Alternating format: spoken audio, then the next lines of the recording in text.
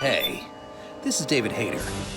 You may know me as the screenwriter of films like X-Men, X-Men 2, and Watchmen, but you probably know me best as the voice of Solid Snake from Metal Gear Solid. And you're listening to Hawaii's #1 podcast, the Kasanova Podcast. Kept you waiting, huh?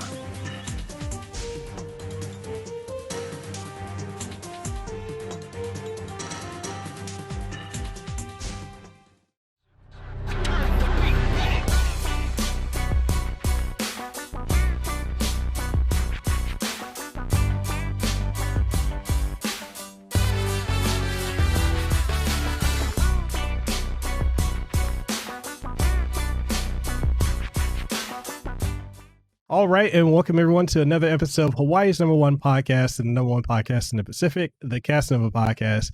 I'm your host, Mekel Kasanova, and I've got the true honor and privilege of having the only Gerardo Delgado on the show from NVIDIA, the Senior Product Manager. How's it going, man? Very good, man. How are you doing? I'm good. It's just I'm nervous. It's a very, very busy week. Everything's dropping this week. Everything's tech and gaming related is super high pace right now. Techtober wasn't enough. We're going for an extra one. I know, right? So yeah, man. Go ahead and tell people, introduce yourself, and tell people where they can find you, and then we'll jump right into it. So I'm Gerardo Delgado. I'm a senior product manager at NVIDIA, and I cover broadcasting and content creators. So I work on products that will help the content creation industry. You guys can find me on Twitter at Ger Delgado, G-E-R Delgado. Very, very active there, answering questions for broadcast, anything to do with studio products from NVIDIA. So happy to help. Awesome. And I'll leave links to everything down in the description below the podcast, so you guys will be able to find them there. And yeah, man, this is I'm excited to have you on the show. Like we actually for the audience, if you guys, you're not gonna know this, but we talked about a week ago, and that whole talk that we had actually could have been a podcast itself. We were talking about a lot of things, like as far as like the software that we're using right now, which we're both using, which is NVIDIA Broadcast, which is absolutely phenomenal software, which is something we're going to be diving into on this episode, because, being able to get this depth of field, the background blur, being able to, we've got a lot of noise on both of our ends going on right now, and being able to use NVIDIA Broadcast to hone in on our voice so you can't hear anything. Like an incredibly loud air conditioner right here that I can't help but hear, but you guys can't hear it. So this software is just truly phenomenal for podcasting, for streaming, just content creation around the board. Like, this software is just absolutely phenomenal. Thank you. Yeah. So what went into, if you don't mind my asking, like the idea of creating this level of software for streamers and content creators? Because there's really not a lot, or if anything, really, that's doing what this is doing, and it's very low impact on your computer resources. So when I came on board, I started at NVIDIA around 3 years ago as an intern. And when I took on broadcast, the thinking was to try to simplify the journey from starting to broadcast to becoming an avid broadcaster, right? I don't need people to become professional. I need people to be able to do their hobby as they want to do it, even if it's for money or not. A lot of that was just simplifying the whole journey, right? When someone used to try to stream before, the impact on your system was massive. So people were into dual systems. They were buying crazy CPUs that costed like $2,000. So the first phase of the project was to try to accelerate all of that, simplify it, make it simple. And that's what you guys may have seen from NVIDIA, from our new GPUs, the 20 series, the brand new encoder that helped with performance, but helped especially with quality. Then the second phase to that is the encoder is great, but people use their apps. They use OBS, they use Streamyard, they use XSplit, right? So we needed to make sure that the apps would run great with it. and that they will just work out of the box. It didn't make sense that you had to go into the settings and toggle a gazillion settings. So the phase was about improving all of the apps, making sure that if you had an NVIDIA GPU, it would work out of the box. And from there, we went into the third phase, which is how can we actually improve the level of content creation? Now, that was a bit trickier because there was a lot of companies doing many interesting things. So we did some research, and one of the things we noticed is that one of the natural barriers we were going to encounter in broadcasting was the use of AI.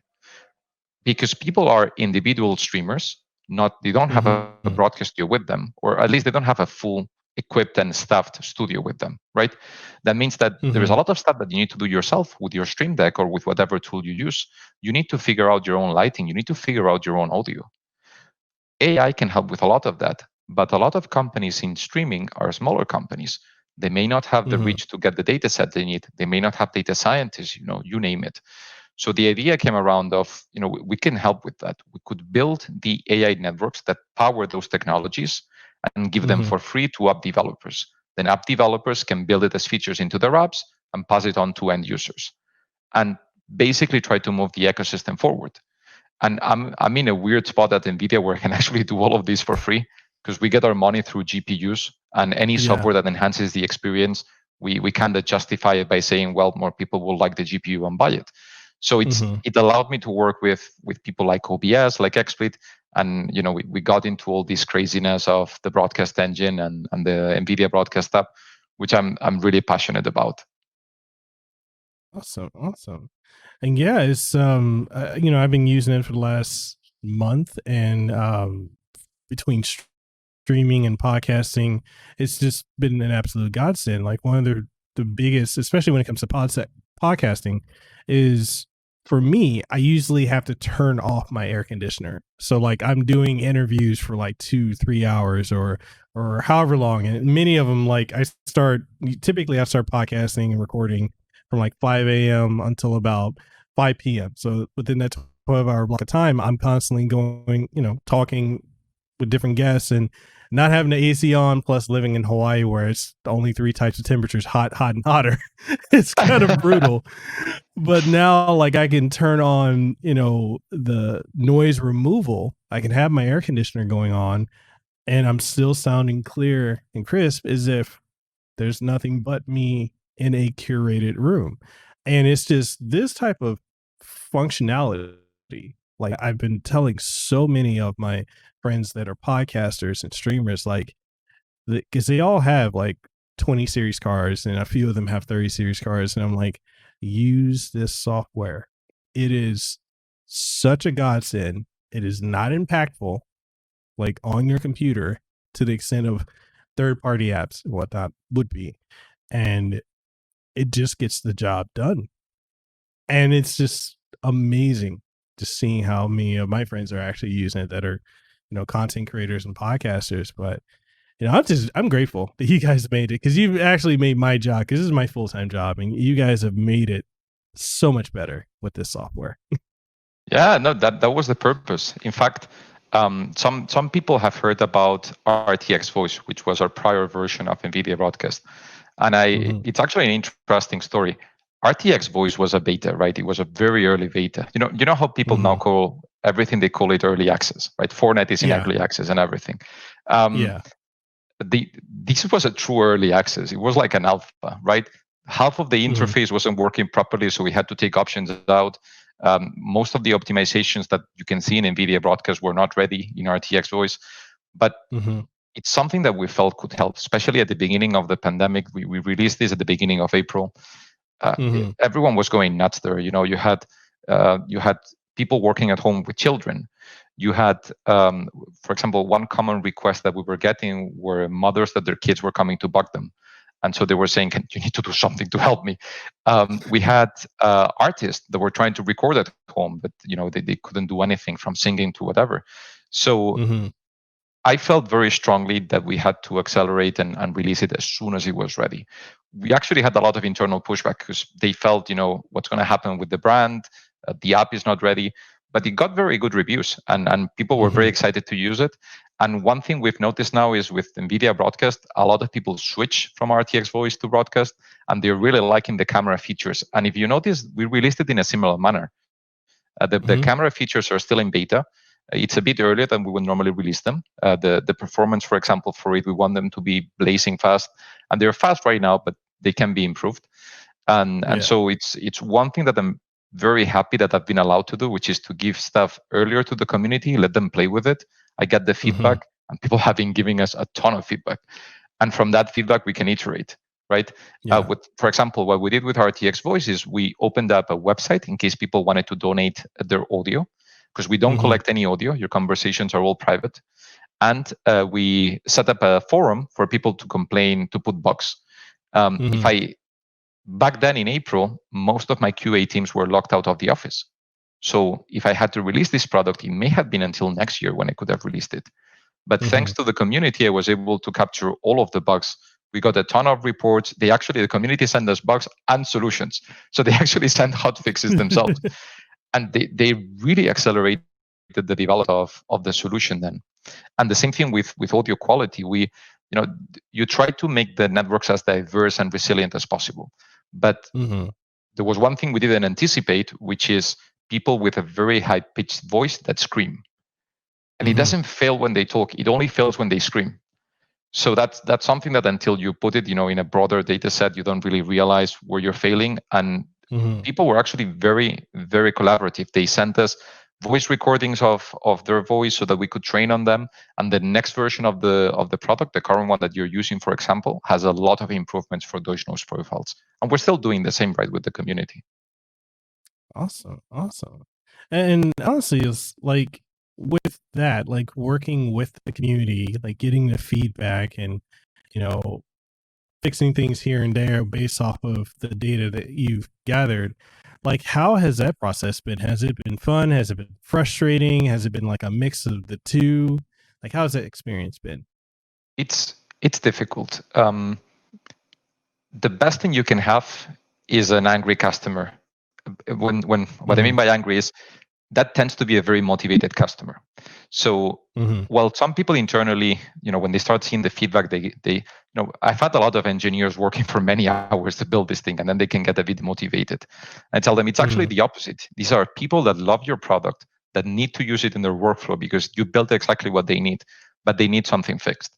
So you need to do a bit of expectation management with engineering and kind of make sure that the message lands correctly. Then the big challenge is many times people send you feedback thinking they know everything about the product, and they may not really be understanding what's happening. So there's a lot of effort done in cleaning stuff and making sure that you detect the real problem.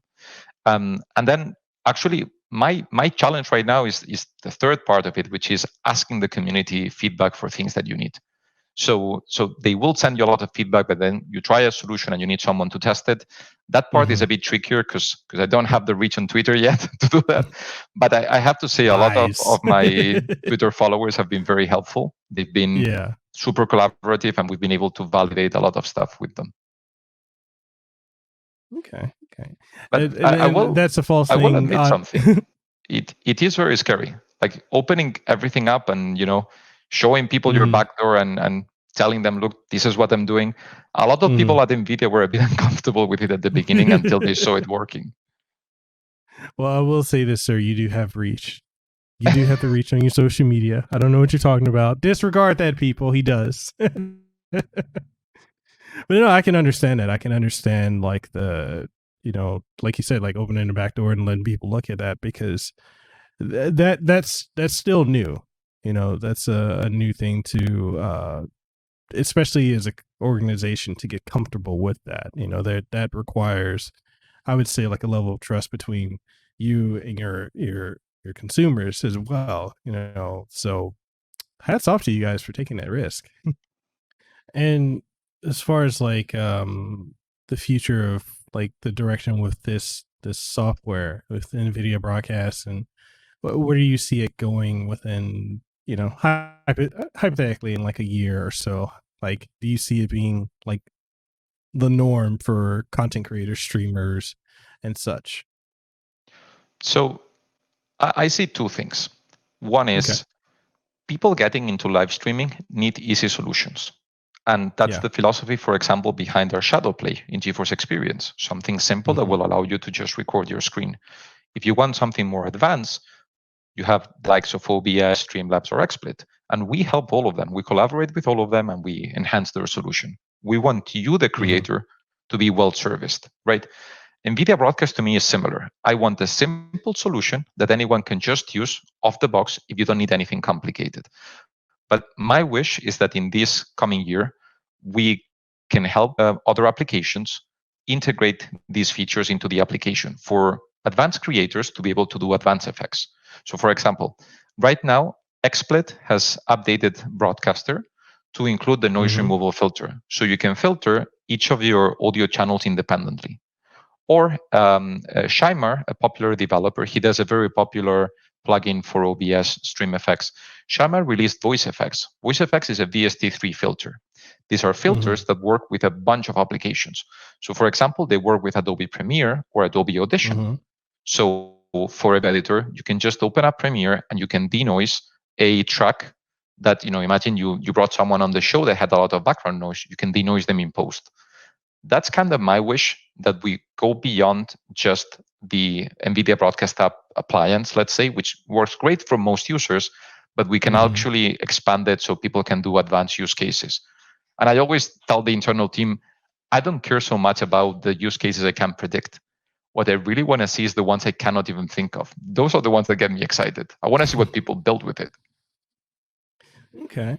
Yeah, because I would say, like, between my wife and I, like, as I told you last week, we're both full-time content creators, and she uses XSplit. I also use XSplit as well, but I like the simplicity of setting and forgetting in OBS. But she uses XSplit, I use OBS, and with a lot of her streaming content creating, like, when she found that feature, when she did the update for XSplit, being able to just go in the tab and manually adjust everything and, turning on the noise filter, she was like, this is everything I needed.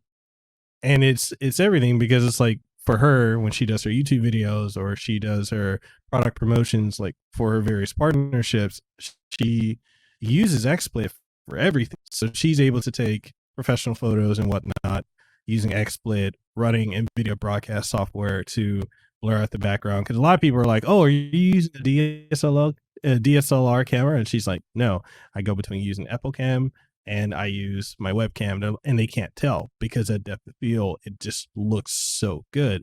And then when she does her podcast, like, people are wondering, like, are you using like a Shure SM7B or something like super high end? Because she's so clear, you can't hear anything else. She's like, no, I'm using this. So it's like the word of mouth, how great the software is. And going back to what you were saying about people using it beyond, just the bare minimum, it's really, I could see it flourishing within a year. Actually, 6 months to a year, I could see it flourishing on a broad spectrum. Yeah, well, you should see the number of users we have now. It's been growing very quickly already. But no, like, I just really think it's well, actually, if you don't mind, on that, what's the ballpark figure for the number of users? I know downloads because I'm not tracking anyone, right? So I can only see who hit download on our page, which is, you never know if that's full users, but I think we're getting close or surpassing 2 million now, which, for an AI product that is working mainly on Tensor cores, so mainly it's RTX users, I'm kind of glad. That's amazing. Wow. So, okay, so then 6 months to a year from now, we're looking at 30, 40, 50 million users now. I see it. I can see it. I wish. I'll just say something. The more people that download this shit and use it, the more budget I get for engineering, the more features we can add. So, wink, wink, download this thing. Links in the description. Go ahead and download it now. Yes, please. So, let's talk about you, man. Like, okay, so you started off as an intern, but how did you get into working in this field? Like, tell us about you. Like, let's walk through this journey. Sure. You can start anywhere you want to. Once upon a time, Okay. Let's see. I've always really liked technology, right? Like a lot of kids, especially here in the Bay Area. When I was 15, I started creating websites, and I hosted for 10 years one of Spain's biggest downloads page. So it was howtodownload.com. And it wasn't piracy. It was a page tailored to, it explained the technology of peer-to-peer technology, and it told people how to download things safely, how to not get viruses, not get fakes, and making sure that the ecosystem was secure for everyone. It had one major flaw. It was designed for beginners. The more people you taught, the less customers you had. So the website died by success. So it educated so many people that at one point no one needed it. But we had a couple of highs. I remember 2007, 2008, I was hitting 20,000 unique users a day. We had tons of traffic. I got invited to participate in conferences, etc. So it was really exciting. However, then the sad reality of the 2008 crisis hit, and I was finishing my degree. I'm a lawyer by training, so I had to then get a job, and I basically had to go and get a real job, let's say. I didn't want to be a traditional lawyer, so I ended up working for a tech company, for Cisco. And at Cisco, I did negotiations. So I actually specialized in international negotiations of technology. My first technology was actually military and defense. So that was a weird area to go in first. But then I switched to looking at deals for IoT, for Internet of Things technologies. And soon my bosses realized I was really good at getting people excited about technology. I was good about initiating the projects, selling the projects to customers. I wasn't that good of a lawyer. So they started using me to do business development. And so at one point I figured out, if you really want to just help expand technology in the world, bring technology to people and help with real use cases, you're better off going to Silicon Valley and helping from the core, right? So I took a degree. I took a loan in Spain. Took my little savings from Spain, which I thought were decent in Spain. They're nothing when you come to the US, to the Bay Area. This thing is expensive. And so I had to get a loan and everything. And I still remember on my second year in the master's when I spent my last dollar, my very last dollar. And then, the loan kicked in. So I started using from the loan. But I remember that feeling of, oh my God, I ran out of money. What happened is during the masters, I did an MBA. During the MBA, they ask you to explore. They promote that you explore new areas. I was sure I was going to go back to Cisco. I had a really good offer to go back there, but we did a meeting where I met my now manager at NVIDIA, and he covered how NVIDIA was doing all this cool stuff in gaming. And I'm a fanatic of gaming. I cannot tell you the hours I spent in World of Warcraft. My guild in World of Warcraft in WoW Vanilla, in the first version of WoW, was top 7 worldwide at one point. Like, we rated the shit out of Vanilla. I was doing, easily when we were top 20 worldwide, we were doing 18 hours a day for months. Like, it was nuts. And so I was really interested in that section of NVIDIA. But then he went on to explain how NVIDIA was at the forefront of the next revolution in gaming, moving gaming to the cloud with GeForce Now. And that blew my mind. I was like, wow, I didn't know this was possible. I had seen prior services like that, like OnLive and stuff, and none of them had worked. So it was crazy that NVIDIA was doing it. Then he went on to explain self-driving cars. And I was like, wait a minute, I really like self-driving cars. And he closed by explaining AI. And it's like, this company's nuts. They're doing everything I like. So I ended up taking an internship at NVIDIA that summer and not going back to Cisco. And which, by the way, the best pitch I ever did when I was looking for a job, there is all of these MBAs doing corporate talk with my boss, with the manager there, but who's now my boss. Like, this is my resume. This is where I went to. And I got into the conversation and said, what do you guys play? I play a lot of World of Warcraft. And that was my pitch. That's how I got in. They were like, oh, awesome. We play World of Warcraft. And so they invited me over. We got chatting, and that's how it started. But once I did the summer, I was hooked. I loved being a product. I love being able to think through problems. I especially like having small problems, like problems no one's looking at. My first problem was esports. What can NVIDIA do with esports? And my research there is actually what led to a lot of the products that we're building now. So I'm really glad, for example, of having started doing the research in that area. Then I went into broadcast, and that has spun out all of these. And I kind of like those fields where they are nascent, they're small, they're new, and you can really come and help. And the sad part is that I turned down a very, very lucrative offer at Cisco, so my wife wasn't very happy when I did that. But I love Cisco. It's a great company, but I've been so much happier since working in gaming and in broadcasting and now in content creation. Let's talk about NVIDIA Studio. Like, tell us more about that. Sure. So recently, when was this? 2018? No, 2019. In 2019, we announced NVIDIA Studio, which is a platform for creators. It's basically all we do for creators. And the purpose of NVIDIA Studio is to give content creators great machines to work on. Basically something that will accelerate your content creation. What people don't know is that we've actually been doing this for a very long time. Out of the last 14 years, every movie that won an Oscar was developed on an NVIDIA GPU. So it's an area that we have a lot of expertise in. The challenge or the problem is that a lot of that expertise was being sold under Quadro, which are professional enterprise grade GPUs. One of the things we noticed a while back was that a lot of people were buying our GPUs and they were not running games on them, or they were running a lot of other stuff other than games. And so that got us thinking, and we started exploring the area, and we noticed the trend of content creators a while back, as early as 2014, 2015, we were looking into these things. And we wanted to make sure that we would service it correctly. We got to the point where we think that people that go to a Best Buy to buy a new laptop, actually, a lot of them don't want to buy the laptop for office work or for gaming, which is what you can do right now in Best Buy, right? Instead, many of them will say, look, what are you going to do? I want to do a bit of gaming, I'm going to do video editing, and I want to learn 3D. And there is nothing for you if you ask for that. They either send you to the ultra portables, the ultrabooks, or they send you to the gaming section. And if it's great if you want a game, but to buy a laptop that has a lot of flashing RGB lights when you actually just want to do video editing, it's kind of weird. In fact, it's the wrong product for you because you need something non-distracting, and you have the rainbow going back and forth and changing the way that you see color on the screen.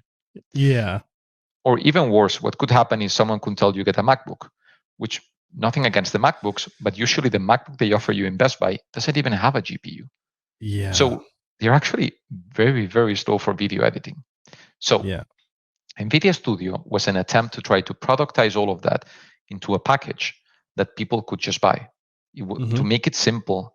And that's a simplification. That's one of the intents. The other one was to help content creators that just have an NVIDIA GPU as well. So on the product side, what we did is we defined a number of specs. We said, this is what a good creative laptop would be like. And this is what it needs to have from NVIDIA. And now we even did a badge. So the badge can be found on the computers. You can search NVIDIA Studio laptops or NVIDIA Studio desktops. You'll see the websites come up. You'll see, we have them from HP, from Dell, all the major OEMs. And they have systems that were specifically designed for creators with specific specs for creators and that were tested by us and by the OEM for creators. So sure, a gaming laptop is plenty powerful. What the creative laptops are going to bring you is, for example, the display. The display is going to be a display that's factory calibrated, a display that has the right color gamut. It's going to show you the right colors. And basically, it's a display where you're going to be able to check correctly that the content is going to be seen right. Okay, so you want to have one of those screens so that you're making sure that what you're seeing is the true way that it's going to be perceived by others. Then on the desktop side, we have other things there, like we have a lot of constraints for noise on desktops because some of the gaming desktops can get very loud. One thing that we noticed, a lot of gamers have headsets, so noise is not that important for them. They have music or the game blasting on their ears. A creator may not be doing that, and they are going to be creating for hours. So they need a nice environment, if possible, a quiet environment to work in, right? So these products are really, really tested and optimized for them. But then what we do in general for creators, I'm really passionate about that too. We have first the Studio Driver. So many people may have seen that now we have a game-ready driver and a Studio Driver. So why? Game-ready drivers are drivers that are released the day a new driver comes out. A new driver. They're released the day a new game comes out. They're optimized for that game. That's fantastic. But sometimes there are a lot of games coming out. Like, this month we have a lot of launches. What happens?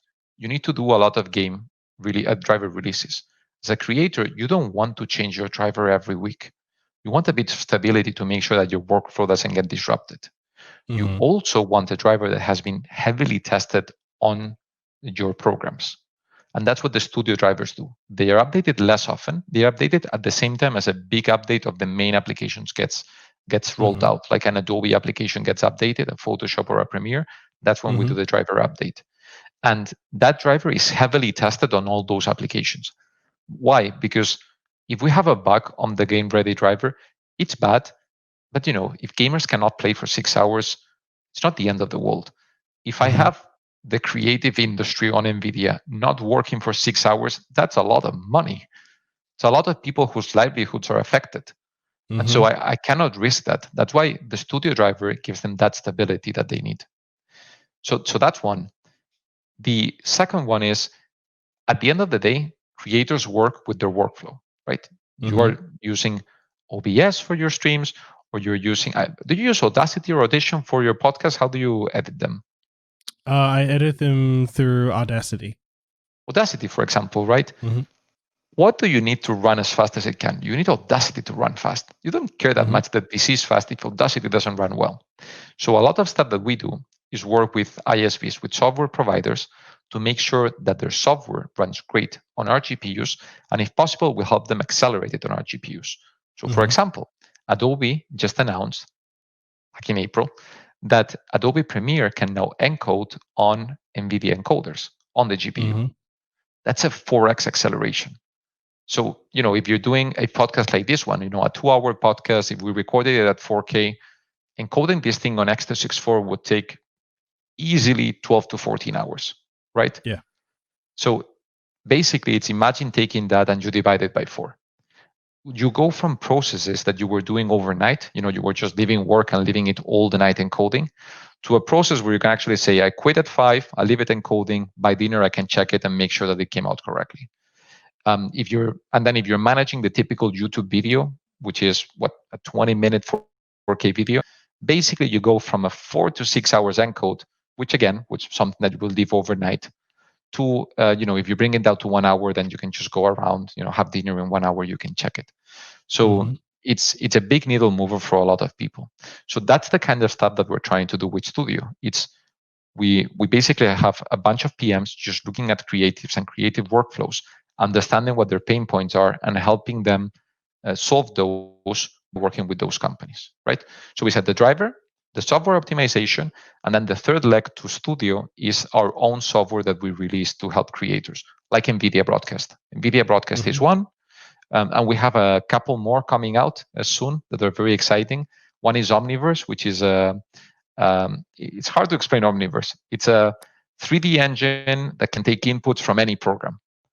So it's a weird concept. Is by using universal files, with the 3ds extension, the one made by Pixar, you can actually have a team that, someone working on Photoshop, someone working on Premiere. You can have people working on different elements, combine everything in Omniverse.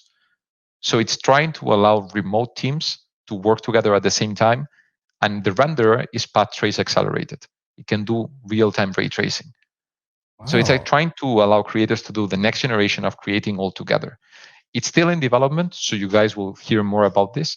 But this is the universe of Studio. It's great laptops and desktops that have been validated and tested that you can just go and buy. And all of these optimizations that, if you want to get access to them, just get the Studio driver, update your apps, and you're good to go. Wow. Okay. So more information for that will be in the description below. And I'm gonna have to have you back on the show to talk about that. Like, if you're interested, I would love to. I would love to have that happen. Because I feel like there's so much to dive into with this. Which would effectively make this another 2-hour show. No, but more than happy to. Actually, a good friend of mine does the app acceleration, so I'm sure that he'll also be happy to join us if you want, and he can talk all of that what he does with. He helped Adobe with all the integrations, and he has a bunch of stuff coming, which I'm sure that he'll like to talk about some of it. So that could be fun. If we were taught to dive into the benefits of enjoying what you do for a living, very few people actually have that opportunity to do what they love for a living and actually be able to make a living from it. So the fact that you're able to do that, dude, that's inspiring. It really is. Yeah, no, it's a privilege. I'm very much aware of it. One of the things I do, for example, at the school I went to, but in general, I do a lot of motivational talks to students. I was 1 week away from going back to Cisco, very clearly going back to Cisco. I don't know, call it the loans, call it the whatever it was, but the fear sinked in, and I was sure I was just gonna go back, and the leap wasn't easy. And one of the things I did while I was at school is help a lot of people explore their passions. I always tell the story. A friend of mine, Rodrigo, he's from Mexico. Rodrigo, he came from banking and he wanted to do marketing. That was his passion when he came to the masters. And he did marketing in the summer and hated the guts out of it. He said, this thing is horrible. He felt he was lying to people to buy things they didn't need. And he kind of had he had a moment where he said, what have I done with my life? I spent all of this money to do a master's, to do something I hate. And I helped him kind of think through it and what he wanted to do. And a big drive for him was that he really wanted to help people. He thought marketing didn't realize it didn't help them. So because of a personal situation, driving was a concern for him. And so we started exploring self-driving. And he said, I'm never going to find a job in self-driving. I'm a guy that comes from finance and I've done a marketing internship. Who's going to hire me for self-driving? So I told him, you never know how powerful you are until you try. So let's just see what you have available. And I asked him, what do you have? And after thinking, he just said, I have time. I have 9 months of these masters. The second year in an MBA is very easy. So you have time. And I said, all right, we're going to do something then. You're going to set up the best conference in the world for self-driving cars, or at least for a collegiate self-driving cars conference. And he was like, you're nuts. This is never going to happen. And I said, well, let's try and see who we know. And through contacts, he managed to get into a room, the VP of self-driving of Uber, Lyft, Google. He got the partners of the 2 of the 3 top consulting firms that were covering self-driving to come. He got the leader of transportation for the municipality of Berkeley and San Francisco to come, and a bunch of other people. And by the way, one thing that was cool, I think he managed to get half of them were both female and male. So that was cool as well. We were also trying to show that it wasn't a male-dominated industry. And so, you may ask, sure, he did the conference. What's the point? A lot of people interacted with him. When it finished, a lot of people called him and said, what do you want to do after the masters? And he ended up working for Uber. So I try to tell it to people is you never know why you're going to get hired unless you try. The one thing that's universal and true is you need to know what your passion is and be vocal about it. And maybe it doesn't work, but the only chance of letting it work is being vocal about it and trying. And I'm not saying people need to do what Rodrigo did and give everything up and just focus on something. But at the very least, just be honest with yourself and give yourself the freedom to talk about it with people. I got into gaming. The real long path is in one chat during the MBA, I was talking to the head of new product development at Google, and everyone was pitching because they wanted to be hired by Google. I should have pitched to be hired by Google, but instead it was the first time I was honest with myself, and I said, you know what? I'd love to do gaming. That was my passion. I'd love to do something like this. And out of the blue, he says, do you know Major League Gaming, which was an esports organization back then? They organized a lot of Call of Duty tournaments and they broadcast them. He said, it was created by Pete. We went to school with Pete. We have beers with him every Tuesday. Do you want to meet him? And that led me on a crazy path where I ended up then meeting the NVIDIA guys, and they knew some of the people I had met and everything. But I guess I didn't tell it before. For me, for my personal journey of finding my passion, what made it was letting myself be honest with myself in that one chat. And that started everything. I ended up meeting Team Liquid. I ended up meeting Kevin Chu, who's the donor of my school. He built our building. He owns an Overwatch team. So I ended up meeting with him, and he gave me a bunch of feedback on career advice. It was about being honest with myself.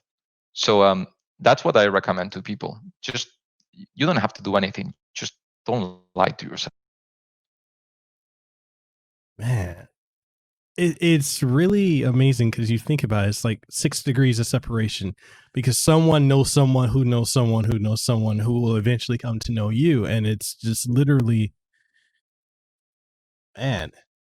Yeah, I would ask this, like, could you come speak at the schools here in Hawaii? Because a lot of folks here, a lot of the students would love to hear that. I've actually had the opportunity to, like, I can talk to the schools because, like, I've had the opportunity within the last year that I've gone into this full time to go and speak at each of the universities out here, University of Hawaii Pacific University, and Chaminade University, and speak and talk to the students about content creating and just entrepreneurship as a career, and how, going beyond that, how just taking a chance on yourself, because you never know. I never thought I would end up in this field. I never thought I'd ever have the opportunity to sit here and talk to you, senior product manager of NVIDIA. Like, you never know until you try.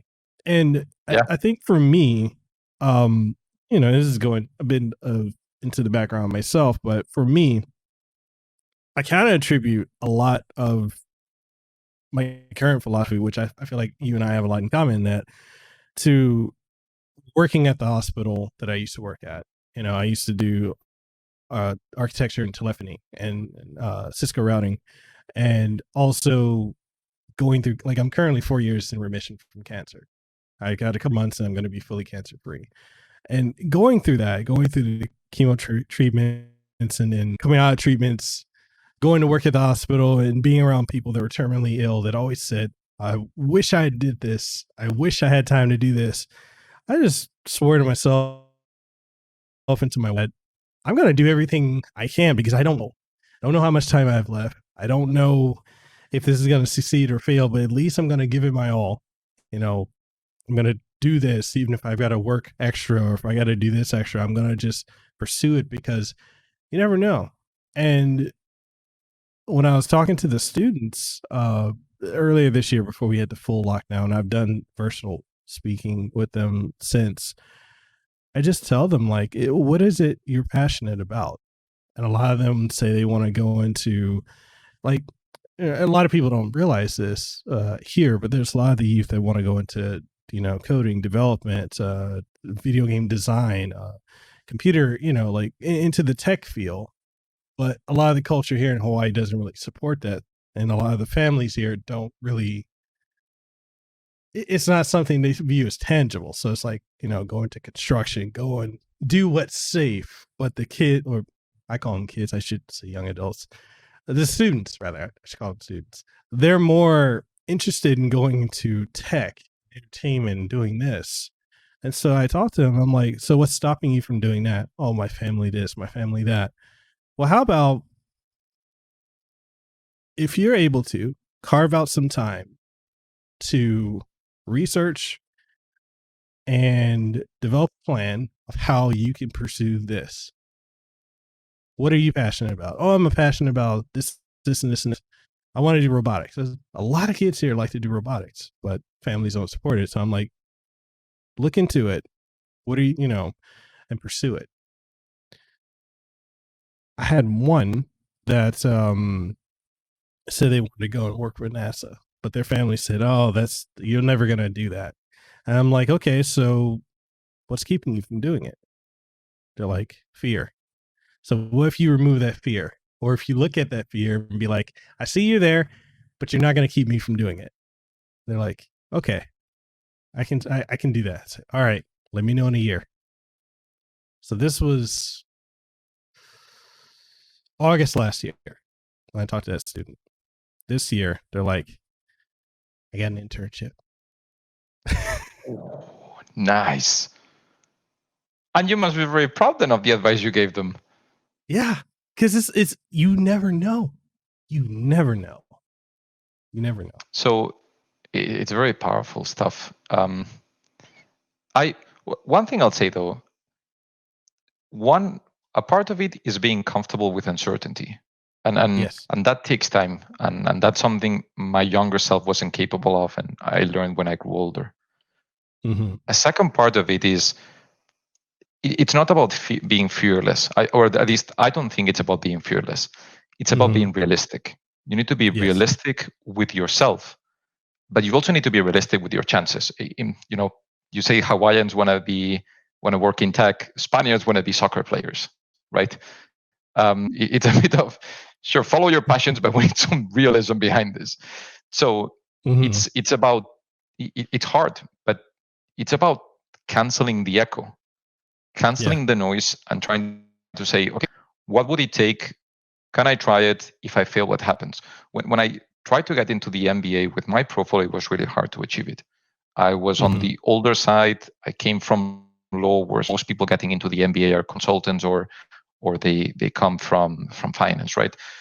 It was tricky for me to get into it, and so my peers in Spain were like, "What the heck are you doing with your life? You're studying 6 hours a day and you're working already until 11." I was barely sleeping, and I told them, I think I have a shot. It's a 15 to 20% shot. I want to take the shot, and I know there's a backup plan. There's something I can do. That's the realism part. The problem is, younger, you don't see it. I'm gonna keep telling stories, and you just stop me. One thing that happened to me. Keep going. One thing that happened to me at Cisco was that I was super happy with what I was doing, but I wanted to move into business development completely, right? I wanted to move out of legal. And it's funny because if I really ask myself, no one said no. I never asked. I had the certainty on my head that I couldn't do what I wanted to do. I had spoken with 2 or 3 people, and they hadn't given me good signals. And just because of bad signals, I had quit on it, and I had said the only way I can get to the US and do what I want to do is by doing a master's and getting out of Cisco. The moment I said I was leaving Cisco, one manager called me and said, "Why?" Because I told him, because I want to go to the US. You can be transferred tomorrow if you want to. And another one offered me the job I wanted, the one job that justified the whole journey. And it was an eye-opener for me. It was like, I've been telling myself this for years, and I considered myself an educated adult. I thought that I had my eye on everything, and to realize there was such a gap between what I thought was possible and what was really possible was astonishing. And so now that's when my friends really lost it. When I told them I got the job I wanted, I said, "Oh, so you're not doing the masters anymore?" I said, "No, I'm going to do it." And they were like, "Why?" I said, "Because my dreams were too small." Because I just realized that all of the barriers I thought were real were not real anymore. And all of my dreams were built around barriers. Maybe we have to remove the barriers, go broke, and see what happens. And obviously, not everyone has that luxury. Like, I was a lawyer. I had a decent job before. The reason why I could go broke, very honestly, is because a bank in Spain was willing to give me a loan. So I had some extra money by the end of the MBA. I knew I had money to go back to Spain. And one thing that I did have, this is what I was saying before about being realistic. I had a backup plan. I had worked at a company for 6 years doing something. Once you do 6 years at a company doing something, you're going to get a job at another company doing something similar. It may not pay as well. It may not be as exciting, but you have a fallback, right? That's your backup. So sure, I mean, it would have sucked if you go through all of the time investment and money investment and suffering of getting ready for 3 years to enter the MBA, then studying all of the MBA, and then you have to go back to doing what you were doing before. It would have sucked. But it was a backup. And so I accepted the backup. And I said, if everything happens, I'm willing to just go back to this. That was the light bulb moment, right? When I said, okay, we can try it. And it was, I never looked back. And honestly, I always keep thinking, I always fear that fear has settled back. I try to always recheck myself every 6 months to a year. I try to think of what assumptions I'm making about the world that are not true. Okay. Man, we dived in pretty deep right there. I love it. But it's conversations like this that I think people need to hear, especially the generation coming up, because, you know, they have. I was having a conversation with my wife the other day about this, about the differences between like our generation. I think you and I are around the same age range, and the generation that's coming up, and how they have way more access to things than we ever had. You know, social media, the internet. I remember when the internet was new. Revealing my age, I remember when that was new. I remember when having a computer in your house was not that common. And I remember before we had the smartphone, I remember when we had the pagers and stuff. Yes, I'm revealing my age. I'm in my 30s, people. But I remember the idea of being able to research things and connect with people across the world. Like if you want to research something, you had to go to a library and you had to just go through the index and look through what they had, or see if you can schedule time, get on a computer to research what you could back then. Using Carta. I remember. Yeah. Instead of like, Wikipedia. Like that was a thing. Right? It was.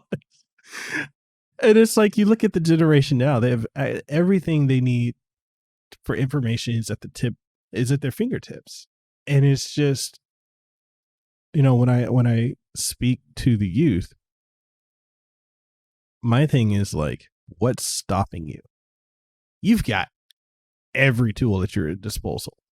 Well, and granted, everyone had. Oh, go ahead. I can tell you what I think is stopping them. Reference models.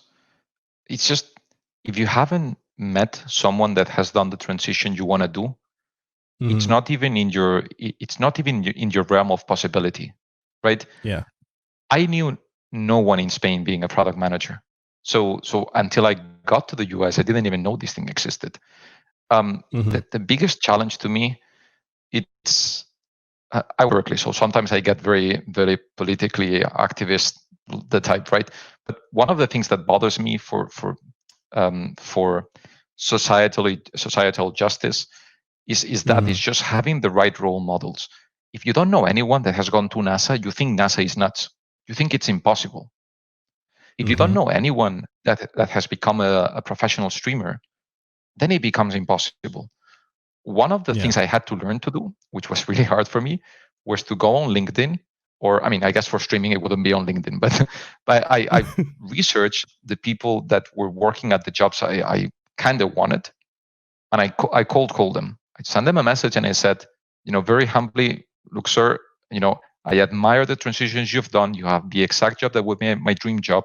I'm a student that's trying to make this transition. I would like to borrow 10 minutes of your time just so I can understand your journey. And obviously, I don't know, 1 out of 3 would respond, and maybe 1 out of 5. But people do respond. People like talking about themselves. It's the one thing I learned. People love bragging. So through that is when I started discovering roles. And to me, that's the biggest challenge, right? Is when like you mentioned in Hawaii, it's construction, or I forgot the other role. In Spain, it's you can be a doctor, an engineer, or a lawyer. One of the 3 you choose. That's your freedom. So it's great to just give the youth an example of those profiles. Because honestly, I didn't get here because I was very brilliant. I had a passion for what I do and I worked hard. But the transitions I did, anyone could have done them, right? It was an element of luck for sure, and an element of attempting it. So I think what can help people to know that some people did this, or how you transition, right, to being a professional podcaster. Like people don't know how people do those changes, and sometimes it's like you said, just taking a chance on yourself. Yeah. It's very true. I look back on it now, like, when I was senior systems analyst, there's the idea of what I'm doing now was just something I was like, yeah, I don't know anyone doing this. It was, like that level of tangibility just was not there. And I think it was I had the curiosity, so I just dabbled in it. And then, I guess you could say the stars aligned, or in my case, I kind of had a situation where I was like, all right, it's either I take the chance now or I forever wonder what if. And within this last year of, I tell you, doing this full time is I have way more stress doing this full time than I have ever had with any other job, because, and I tell people, because a lot, especially folks out here, because the idea of content creating, streaming, we don't really have people here do, like, we have maybe one famous YouTuber out here, but like the idea of this as a career field is not something that people here think of. Like I could assume, like, going to California or Washington, you know, people. Oh yeah, I LA. know this person. I know, so yeah, like you know people, but like here, there really isn't anyone, and the one person that is here doesn't. He's here in Hawaii one minute, gone the next. So it's when people ask me like, oh, so what do you do? I'm like, all right, well, I'm my own publicist. I'm my own manager. I have to get on myself to, hey, you need to get up at this time and make this content. You need to do this. You need to reach out to people to be on your show. You need to reach out to companies to make sure you still have a working relationship, to review products. You have to check in with your audience. You have to make sure you're making, if you've got any, like, I've got several partnerships, so I have to meet my obligations with them, and I have to edit. I have to do all this other stuff. And I tell people, like, I wear a lot of hats, and it's very stressful, but I'm happier doing this than I've ever been in my life doing anything else. And anyone can do it. Can everyone be successful? That's up to the individual and luck, but it's truly up to the individual. How hard are you willing to work? I know a lot of people out here have started podcasts, like, since I started mine, and asked me, how do I get started? What do I need? What do I want to do this? And I'm like, what is your vision? What is it you want to do? What do you want to talk about? Or people want to do streaming. I had one person tell me today that I was an inspiration for them streaming, and I'm over here like thinking, me, what the hell did I do? I don't get goofy from like, streaming for me is my de-stressor, but apparently I inspired people to do that. And I talk to them like, what is your vision? Like, what do you want to do? And I tell people here, and this is where I get in trouble. I get a little bit in trouble with this one, because I tell people here, as a content creator, streamer, podcaster, YouTuber, whatever, do not limit yourself to just where you are, just your region. Like, I get a lot of flack from people here because they say I don't cater to people in Hawaii. And I'm like, you're right, because I cater to a global audience. I don't want to limit myself to just this area. I want people around the world to know, oh, who is Mekel Kasanova? Who is this guy? Because for me, my ultimate goal with what I'm doing, podcasting, streaming, all this, is if someone else here or anywhere in the world wants to get into this, I want to be able to pay it forward and help them achieve that. And if I'm just limiting myself to here, I don't feel like I can achieve that. But I've been told that I'm being selfish for doing that, but I don't know. Maybe I am. No, I mean, you have to follow your dream. If that's what you set out to do, you need to do that. I will say something. My little brother, one of his best friends, has started the most unlikely to succeed podcast in Spain ever, and they're doing really well. He holds a podcast about the NBA, and in Spain we don't watch the NBA because games are in the middle of our night, so it's not followed. And he has a a terrible following. He's doing really well. I was watching them today. They had like 4K concurrent viewers in Twitch, just pretty decent, especially for a Spanish channel about a sport that's not played or watched in Spain. So it's similar to what you're saying. Is they wanted to do something and they didn't limit themselves to what was available. They do it in English, with our lovely accent that we got the Spaniards. But people watch it and they create good content. Yeah, definitely. I know you said earlier that you love gaming, so you play WoW, which is interesting. I play FF14, and I'm seeing a lot of WoW players come over to 14. I'm wondering what's going on with WoW. What's going on? Why is it happening? The expansion development of Final Fantasy has been great. The story building that they've managed to do is amazing, and I know a lot of people that switched. I also think that a lot of the reasons why people were playing WoW at the beginning are no longer there. The sense of community that we had initially got transformed, or some may say is not there anymore directly. I think there's just an element of longevity. It's been around for 16 years now. There's also an element of people wanting to try something new. So it gets to the point where people want to switch, they want to do other things. And the thing about WoW is there isn't any other big MMO, I guess, other than FF14. So people end up trying other things, but if their MMO tickle comes back, then they need to go back to it. So that's a bit of the circles. It's a pity because the original WoW, the feeling was very special. You cannot recreate it anymore. It's because no one understood. I mean, some people knew MMOs, but it was the first MMO experience for a lot of people.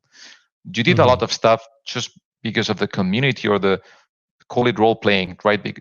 I remember it was someone's birthday and we would go and farm something for them, and we knew that they usually got back home at 7, and so we would prepare the gift for when someone wanted a horse, a mount. Back then they were very expensive. So we used 68 people, the whole guild, logged in 3 hours earlier to farm gold for him. And so we all farmed him the mount. And on his birthday, when he logged on, he had basically 68 messages on his mailbox with virtual money to buy a horse. That kind of silliness was, it mattered to you back then because it was a new thing. It was special. No one gives a shit about it anymore, right? You log on to WoW and that doesn't happen. I don't know. I miss elements of it. Back then, we played by servers. So your server was around 10,000 people. Maybe the very big servers were 20,000 people of people that play regularly. That's not too many people. And if you're active enough, you can actually get to know a good chunk of them. One thing I did in the original WoW is I really like PvP, so player versus player combat. And there was this battleground in the original WoW, which was Alterac Valley, which can still be found nowadays. So it's 40 versus 40. Back then, you had to queue for 2 to 3 hours to get into one of those battles. They used to last for days. A good 8-10 hours of Alterac Valley was normal, and sometimes they would last for 2 days. And one challenge we had in my server is the Horde. There were very few players, so they could gear up PvP gear easily. So they were better equipped than the average Alliance player. But I got really good at leading them. Like I had a full strategy studied, and I knew the ins and outs of that map. I knew how to beat any match. So when I got in, I started asking to lead. And at the beginning, no one knows you, right? It got to the point that the moment I got in, everyone just said, let him lead. And it was immediate. Now, to get 40 strangers to follow another stranger on the internet is normally hard. In WoW nowadays, it would never work. And they would, I would tell them, okay, hold back, and you would see 40 people in a line. It was fantastic. And so the reason why I could do that is because I had a proven record. I'm bragging right now. But any Alterac Valley I got into, I could win between 30 to 45 minutes. And we were all noobs back then. It was a strategy that worked, and that was it. It was fantastic. People knew you, and they recognized you. That's why people loved WoW back then. And all of that is gone. And that's the pity of it.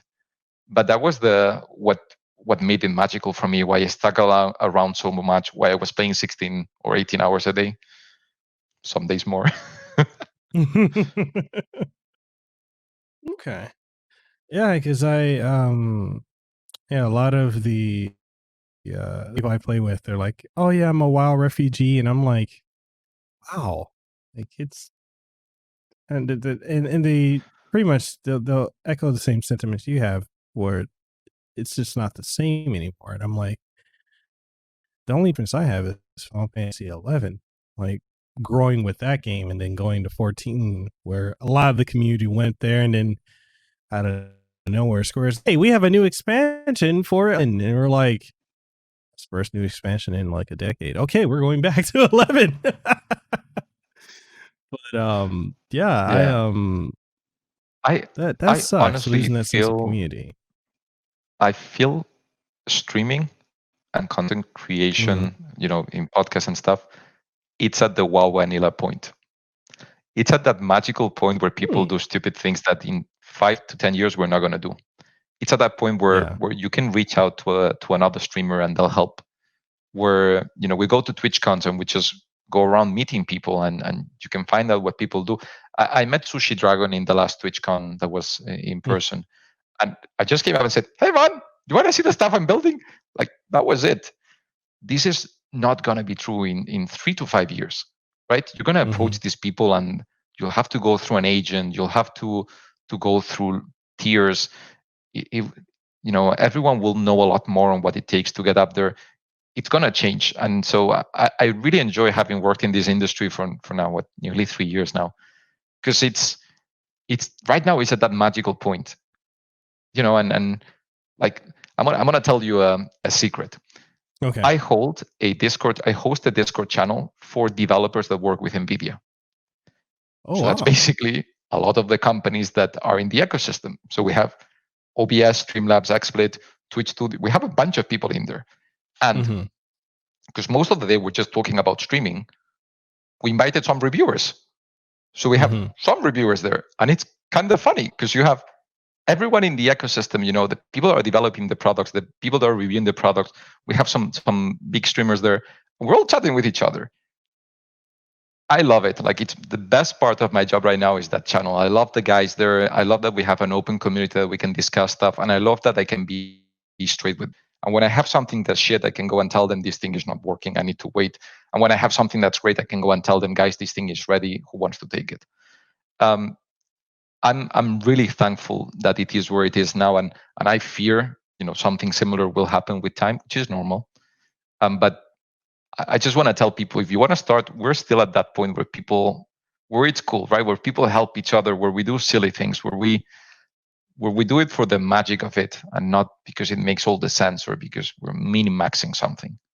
I know it's really sad that I make my business conclusions based on my WoW life. It was a big part of me. I need to use it as a reference. It makes sense. And no, I see content creation and streaming going to that direction too. The years that I've been a content creator, which is 5 years now, a lot of people I've seen start and blow up. Many of them that I know, even now, like a lot of them, I used to be able to just call or text or send a DM. Now it's their loopholes you got to go through just to speak with them. And I do think that is, like you said, in the next 5 or so years, I could see that happening on a grander stage than what it is now, because that's going to be the evolution of the industry. And I do lament that, because I'm going to miss, I guess you could say, like the grassroots nature of the industry as it is now. Yeah, that's going to be wild. I don't know. I'm optimistic in the sense that there are some really big streamers that are extremely approachable still, that are the most humble and I want to say normal. I don't mean that people are not normal, but the most regular. I know what you mean. People that you can meet. I've seen some big streamers win a 250,000 tournament and then go get burgers for dinner with the team. Again, and with us, with NVIDIA was sponsoring the tournament, so we had flown them in and stuff. And It's just won $250,000. You can go and treat yourself, and they're like, "No, let's go to In-N-Out. We're in California. We want to have In-N-Out."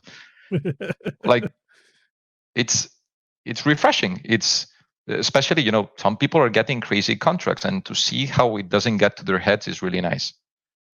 And obviously, their public image is another thing, right? Like when you're a ninja or a shroud, your public image starts diverging from the real person. But I don't know. I still think that Shroud, for example, comes across as a very nice dude, and he's a very nice dude. So, yeah, definitely. Speaking of, working with, like, what has been your experience thus far? Like, I don't know, obviously positive, but like, okay, let me restructure that question. What is it like working with big streamers and content creators? Like, how is that for you? Like, give us a example of how that typically would go, like, if you can.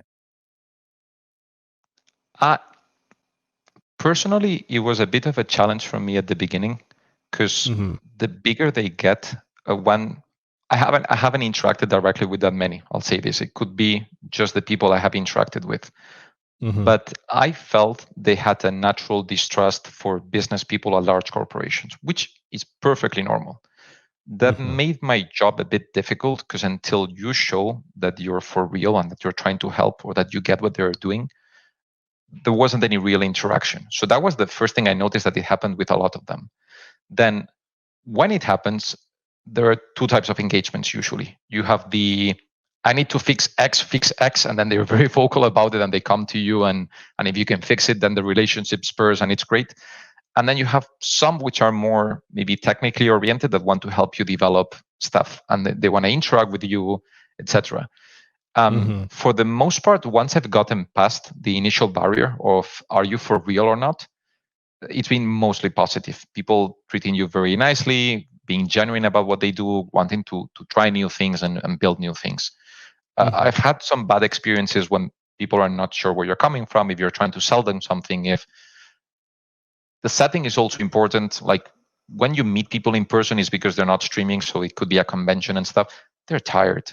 In a convention, they get approached by a gazillion people. I've done a lot of conventions at work, and we do 4 to 6 hour shifts. My first convention, I don't know why, but I forgot to do my shift, so I just stayed there the whole day. I thought I was going to die that night. I had a horrible headache, so I can only imagine what they go through with so many people coming to them. So that's the only thing in working with them. You need to know how to approach them. You need to respect their free time or downtime, and you need to show what you're doing, and not just be a fanboy. Yeah. Because I mean, that happens, right? You go in front of a shroud, and you're basically like,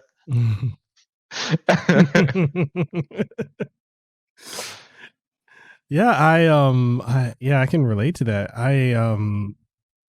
Let's see, last year at E3 was when I got to meet who did I meet? Met Xavier Woods. So I got to meet him, and I also got to meet Kenny Omega, and I got to meet Harris Heller, before I became friends with Harris Heller, and it was Harris is awesome. I love Harris.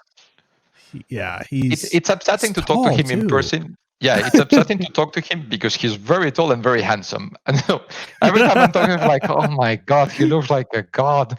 But he's the sweetest guy. Yeah. Like, because we met him, my wife and we met him, I want to say day 2 of E3 last year, and he's super nice, super down to earth, very approachable. I could tell he was tired because he was doing a lot of filming all throughout, a lot of interviews and stuff like that, and like he was super approachable. And then there were other people that I met. Xavier Woods was super approachable. Got to play some games with him, and Kenny Omega and many other people. And then I've had instances of running into some streamers and creators that were not as approachable. But I can understand, like you said, it's the being tired and constantly being approached and be draining. It can be very draining. Yeah, which, by the way, I would say this also for fans. If anyone goes to one of these conventions and you approach your hero, first, it's never good to meet your heroes. They never stand, they're never as good as you imagine them. Yeah. But don't take it into account for them. It's tough to do one of these things, and they can't always be super nice. Yeah. Very true. So I have a couple more questions. Don't want to take up too much of your time, but no, go for it. We're having fun. Sure? Okay. I want to bring a beer. Yeah, go ahead if you want to. If you want. No, I'm kidding. So one of the things I wanted to ask you about is, what is your idea? Not your idea. What is your opinion on the current push for cloud gaming? Because I feel like, honestly, for me, when I used to work at Microsoft, 2011, 2012, 2011, and further back, I remember there's always talks of that happening, but we never really had anything that was capable of doing that. We didn't have the infrastructure for that to be as widespread as it is now. Like now we've got, NVIDIA GeForce Now. We've got with Xbox Game Pass, where you can do, well, if you have Android, you can play it directly on your device through streaming, or you have your iPhone, I believe you had to use the app, but you have to connect it to your Xbox. But we've got Google Stadia. Like, we're seeing a lot of companies push cloud gaming, and I'm seeing that gamers now are more positively receptive to cloud gaming, minus the little incident with Stadia a couple weeks ago. But people are more receptive to it now than, say, 2, 3, 4 years ago. Where do you see this going? I know it's a long question, but like, where do you see cloud gaming going in the long run? So let me preface this by saying that this is my personal opinion. Obviously, Okay. I work for NVIDIA, who has a solution in the area, but this is just my thinking. Okay. When I look at a new industry, this is how I try to analyze it.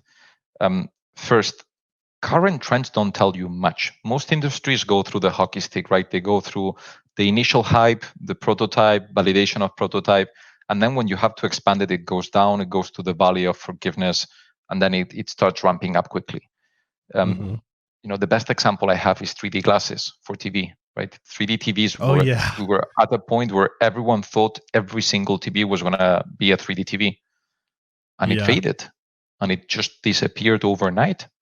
One Christmas to the next, there were no TVs with it, and so it's always tricky.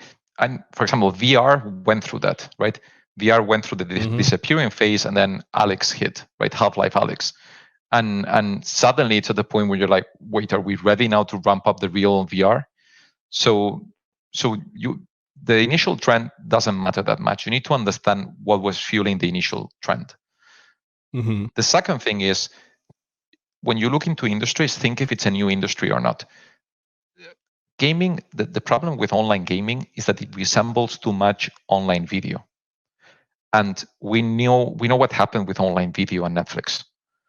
Netflix was able to happen because no one saw it coming. Like, I worked at Cisco at the time where we had Scientific Atlanta, a company they had acquired that did technology in this area, right? And they had very clear numbers, like, guys, these guys are coming and they're going to eat you alive. But a lot of content providers didn't see it coming. They signed deals with them. They let them have content. And Netflix was very, very smart that they locked content in 2012, 2014. So they haven't really had to create their own shows until later.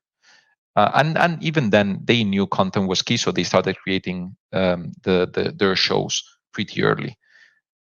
What's happened in online gaming, people are being very defensive. We saw it with GeForce Now, where we had a lot of producers' games there that suddenly said, oh no, we don't want this thing here. And then 2 months later, they came back to GeForce Now once they understood that our model is to put all of the money for the game into the developers' hands. And that's when they said, oh, okay, this is great. But that took some time because everyone is scared that this will happen to them, right? So let's summarize. So the trend, don't trust it too much. Is it a new industry? Not really. People have memory, and so that plays a role into it. Then you should analyze what would make a user adopt it or not. If a user adopts cloud gaming, the benefit is that you no longer need a PC. Right? Let's be honest. What it's really replacing right now in its current form, in GeForce Now, for example, is replacing a PC. would people really give up a PC? You still need a laptop or a desktop, right? So who's going to transition to it? It's going to someone that was on the edge, someone that was the only reason why I'm buying CPU is to game, and I'm not gaming that much to own it. So it may transform the Verge players, but the people that are playing more, they already have the GPU, they have their experience. It's the same thing as a content creator buying a good microphone. I can make whatever filter you guys want with NVIDIA Broadcast. But if it's your hobby, if you're doing podcasts, you're going to buy yourself the nice microphone. Why? It's your hobby. You invest the money, whatever you want. My goal with NVIDIA Broadcast is that you don't have to. You will decide when you're ready to buy it. You won't be forced to do it. But given the opportunity to buy it, you invest in what you love. So you're going to buy yourself that microphone. So this is similar, right? Cloud gaming, for someone that loves gaming on PC, I think they'll stay with gaming. For someone that's on the verge, they may switch. What they actually think that will happen is that this industry is going to be massive on console. The console experience is a simple experience where you turn the thing on and it works and you forget about it. That is literally the model for cloud gaming. I would be surprised if we see a PS6 or the next Xbox. I would honestly be surprised. I think the next generation of consoles is just going to be an uplink to the cloud. And you're just going to be able to access the game from the cloud. So I do think it's going to happen. I think we still have this generation while it's still growing. I think the next generation of consoles, which they are in 6-year cycles, doesn't happen. I think it goes to the cloud directly. If you see who are the people investing big money into it, PlayStation and Xbox, because I think it's obvious for them that their platforms move to it. What is the advantage of playing on a PC? That I can get 10 milliseconds of latency if we manage to optimize everything, 20 milliseconds likely, end-to-end latency. The feeling is gorgeous. If you're trying to play anything that needs reaction time, it's amazing. In a console, your reaction time is actually 80 to 100 milliseconds because you have the controller on Bluetooth that adds some latency. You have the consoles which are not as fast. They're running at about 60 FPS now. I think the new ones have touted some modes that may go higher, but right now they're still at 60 FPS. And then you have the infra going to TV. And then TV is not being super responsive either. So I'm under NDA, so I can't say anymore, but so you know more, but you see my point. A lot of the advantages that you have on PC, consoles don't have as clear, and the cloud is going to improve a lot. We're going to start seeing 60 millisecond responses. So I honestly think it's going to end up being the majority of console gamers move to the cloud in that time frame. Now, what's interesting is that a lot of parts of the world have mobile gaming because people only have one device, right? You go to China, for example, a lot of tier 3, tier 4, tier 5 cities have mobile phones because people own one device. In tier 1 and tier 2, they own everything. You should see the market. Every time I go to China, it's like seeing the future. It's amazing. Wow. You wouldn't believe it. Like, I'll give you one stat. I think it's 30% of retail in the US happens online. In China, it's 70. Like they just went ahead of the curve. They bypassed it. Well, it's a project I really like when I was back at CISO. It's people think that the digital divide separates worlds. Technology has a chance to unify them. Nigeria had a problem when they tried to lay down their network infrastructure, where they realized that if they had to go through all the steps that modern societies had gone, you had to put copper fiber, then move to DSL, ADSL first, then DSL, then DSL2, then fiber. That's a shit ton of money. But instead of doing that, you can deploy 4G. And you bypass the whole thing. You don't need to lay copper, which is very expensive. You need to open up roads, etc. You just put 4G nodes. And obviously, Nigeria is not yet there. They have to improve their infrastructure a lot. But it's one of the ways you bypass it. China is doing something similar. They're finding ways to just bypass and just go to the end of the step. They're mobile first, for example. They're mobile first because people buy one device, right? In a lot of these cities, and the device needs to do everything. But their infrastructure is mobile. You can pay with mobile. You can order with mobile. Everything is mobile first. So, in fact, if you go to one of the conventions in China, I was at Gamescom, not Gamescom, at China Joy, in when was this, 2019? And the Mhm. esports stages that you would normally see in a TwitchCon where you see computers, it's phones. So you just see 5 dudes on their phones. Whoa. So it's surprising. It shocks you a bit. It's like they're on their phone. Like it doesn't look very with their phones up and stuff. Like it doesn't look that competitive. But they do it, right? So it's a bit of the biggest opportunity for cloud gaming in a world that's only mobile, where people haven't experienced anything beyond that. You can introduce to those people games like Red Dead Redemption, Cyberpunk, Assassin's Creed, the new one with Valhalla. I'm really looking forward to that one. You can introduce them experiences. You've seen it? Nice. I have it. I'm my review should be up this week, but so we used to get those in the office for testing, and they tested right next to where I sit, so I would be able to just go in as one of the testers they use. And now that we're working at home, I don't have the clearance, so I don't get to try them. But I used to help with testing. But you know what I mean then? That kind of experience on a phone, you don't have it. Or on a Chromebook, on a bad laptop, you don't have it. To be able to give people that advantage, that experience, is going to be massive.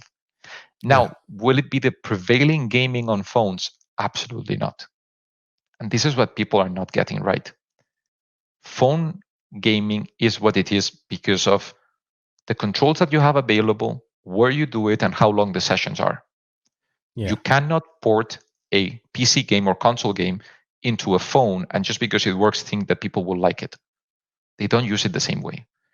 So this was like a really long answer. Sorry for that. No. Take your time. We enjoy this.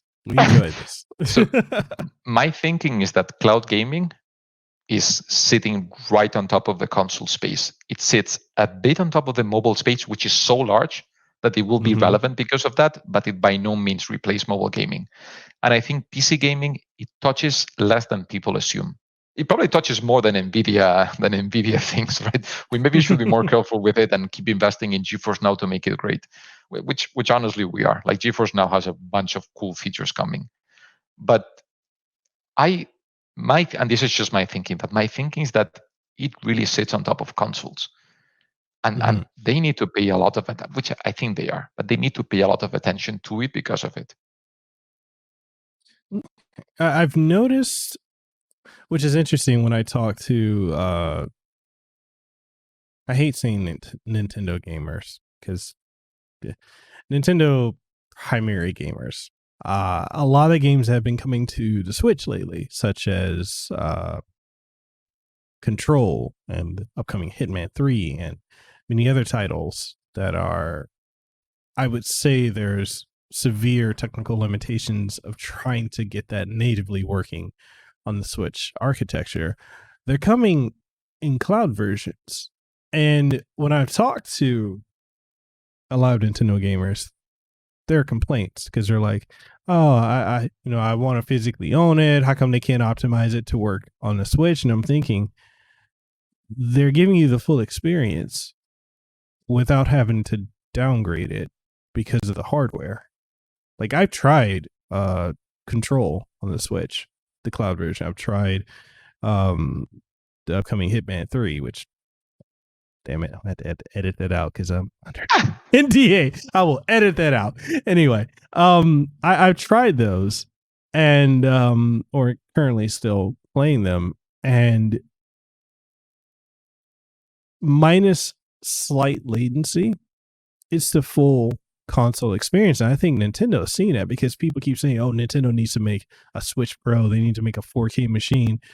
Nintendo, I feel like they see the importance of cloud gaming just like the other companies do, and they're just more in a position of, hey, we need to, out of necessity, to utilize it than say Xbox or PlayStation. But I think Nintendo is the one console that can justify being still a console where you need to buy something expensive because you can use it on the go, and then you will need the Nintendo games for it. But for them, putting cloud gaming on it and letting people access all of cloud gaming with it when they're at home is surreal, because you get everything in one device. When you're at home, you plug it to your TV and you have access to your super fun Nintendo games, but you also have access to the super high quality PC games on the go, you can still play your Nintendo games. And if you're in a place where you can be, with a good connection sitting, ideally in planes. My dream is to get this in planes. When I fly, I want to have the Switch and just be able to pull up a Cyberpunk and just make progress through it. So Nintendo is very well positioned if you think of it, because they do bring something to the table that the others don't give you. Yep, they really do. Okay, so since we're on that topic, controversial question. You ready? Go Console for it. wars. Is that really a thing?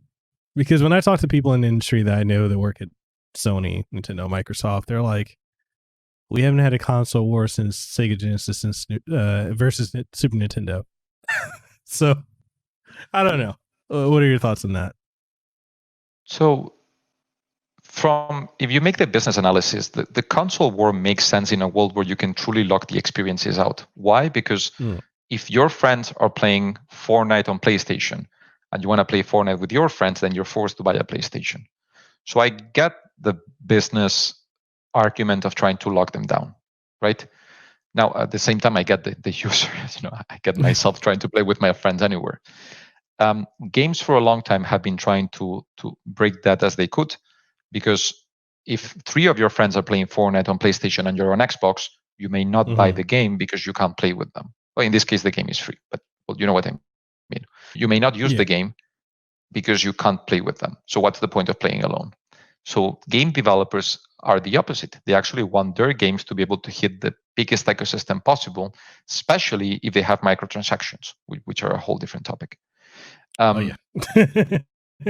Console wars, again, not an NVIDIA opinion, my personal opinion, console wars have been reduced to exclusives.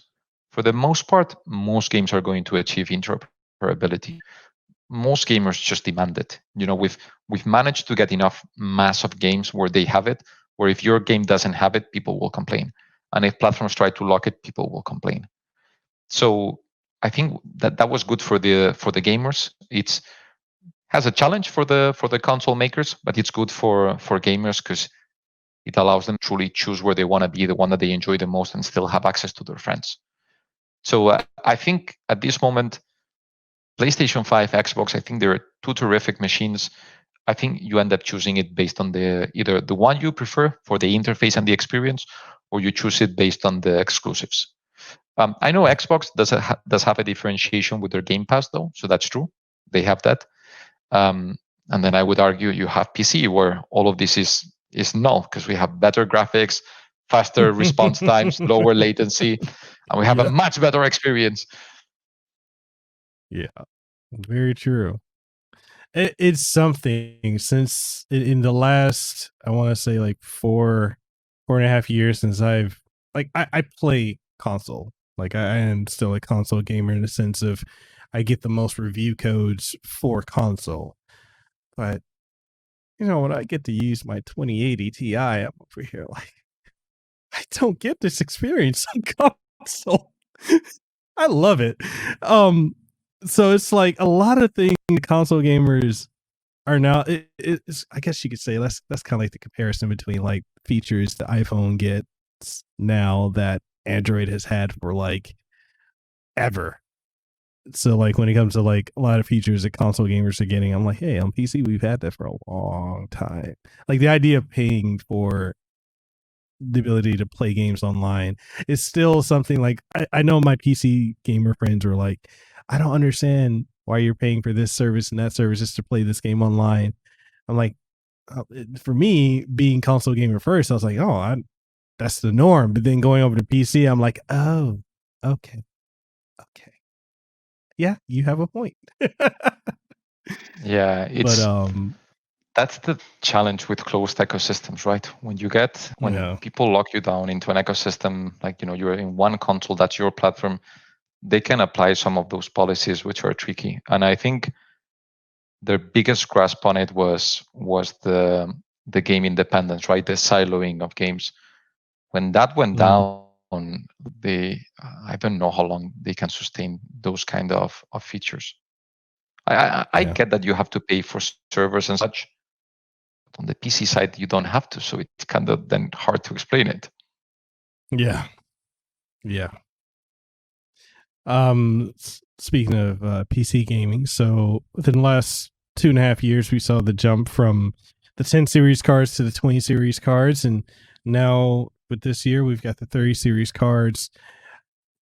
You know, from your perspective, with the jumps from each series, what would you say are some of the best benefits that the consumer would get from to each one? Like for me, the reason I want 30 series card is I don't have to have the need for doing a dual PC setup. I can literally have all the power to do everything from one. I just can't find one. Hawaii. Okay. Before we even dive into that, Hawaii, here's a tidbit of information about living out here in Hawaii. I love it. We got the beach. I got Waiheke Beach. I'm not able to look at it from my window here. As far as trying to buy tech, all we have here is Best Buy. We only have 2 on the island. They barely carry anything. Which sucks. If you're trying to order stuff, Amazon and a lot of other carriers, I think because of shipping laws here in Hawaii, that's a lot of things you really can't get. So like me trying to get a new PSU, with that, put in my card in Amazon. It's like, we can't ship that to Hawaii. So anyway, yeah.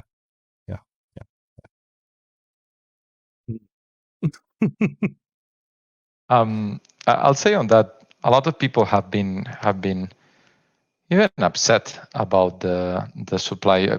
Many reports have published that the supply wasn't short for these cards. The demand was absurd. Like we took down websites of seasoned retailers, right? Like a Newegg went down. They saw 3x the Black Friday traffic. Like it was absurd.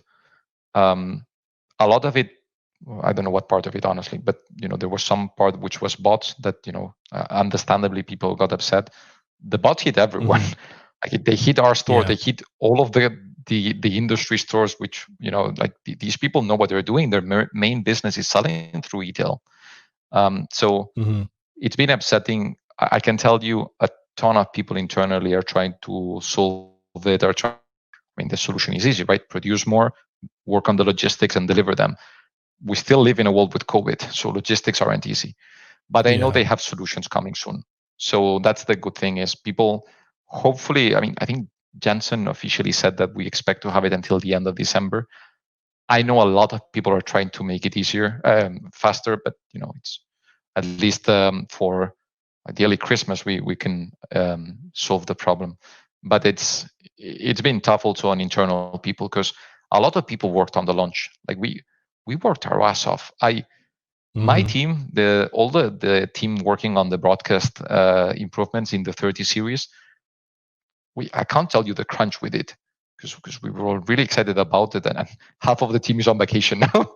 But we did a massive crunch to get to it, and it was a bit sad to see the product reviews kind of shadowed by the availability problems. Because then people understandably get upset, but a ton of people that have nothing to do with manufacturing, logistics, or anything see the name of their product being dragged down or affected. And I get it. Like as a consumer, our strength as consumers is complaining, and companies do react to complaints, so that it's the right thing to do. But there is that line there of this happened also not long ago with when Cyberpunk changed their date, where one of the developers have to come out and say, guys, like I get it that you're excited, but like life threats make no sense here. Like that's a step too far. So that's the one thing I'll say is we have to keep some logic in the world around this. But your question, sorry, was why people should switch from the 10 series and the 20 series, right? Well, the yes, that, and then like I guess the jumps when we went from 10 series to 20 and then 20 to 30, like how the performance jumps have been huge. Like I've seen my friend Epos Vox, and I've seen Harris talk about it because they have him, and I'm like, man, that's huge. That's a huge performance jump. But in your opinion, yeah.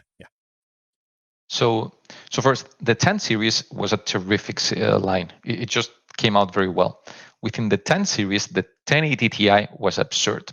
I used to cover esports, so a lot of analysis I would do is just raw performance of GPUs. And if you plot them, the cards have a natural line.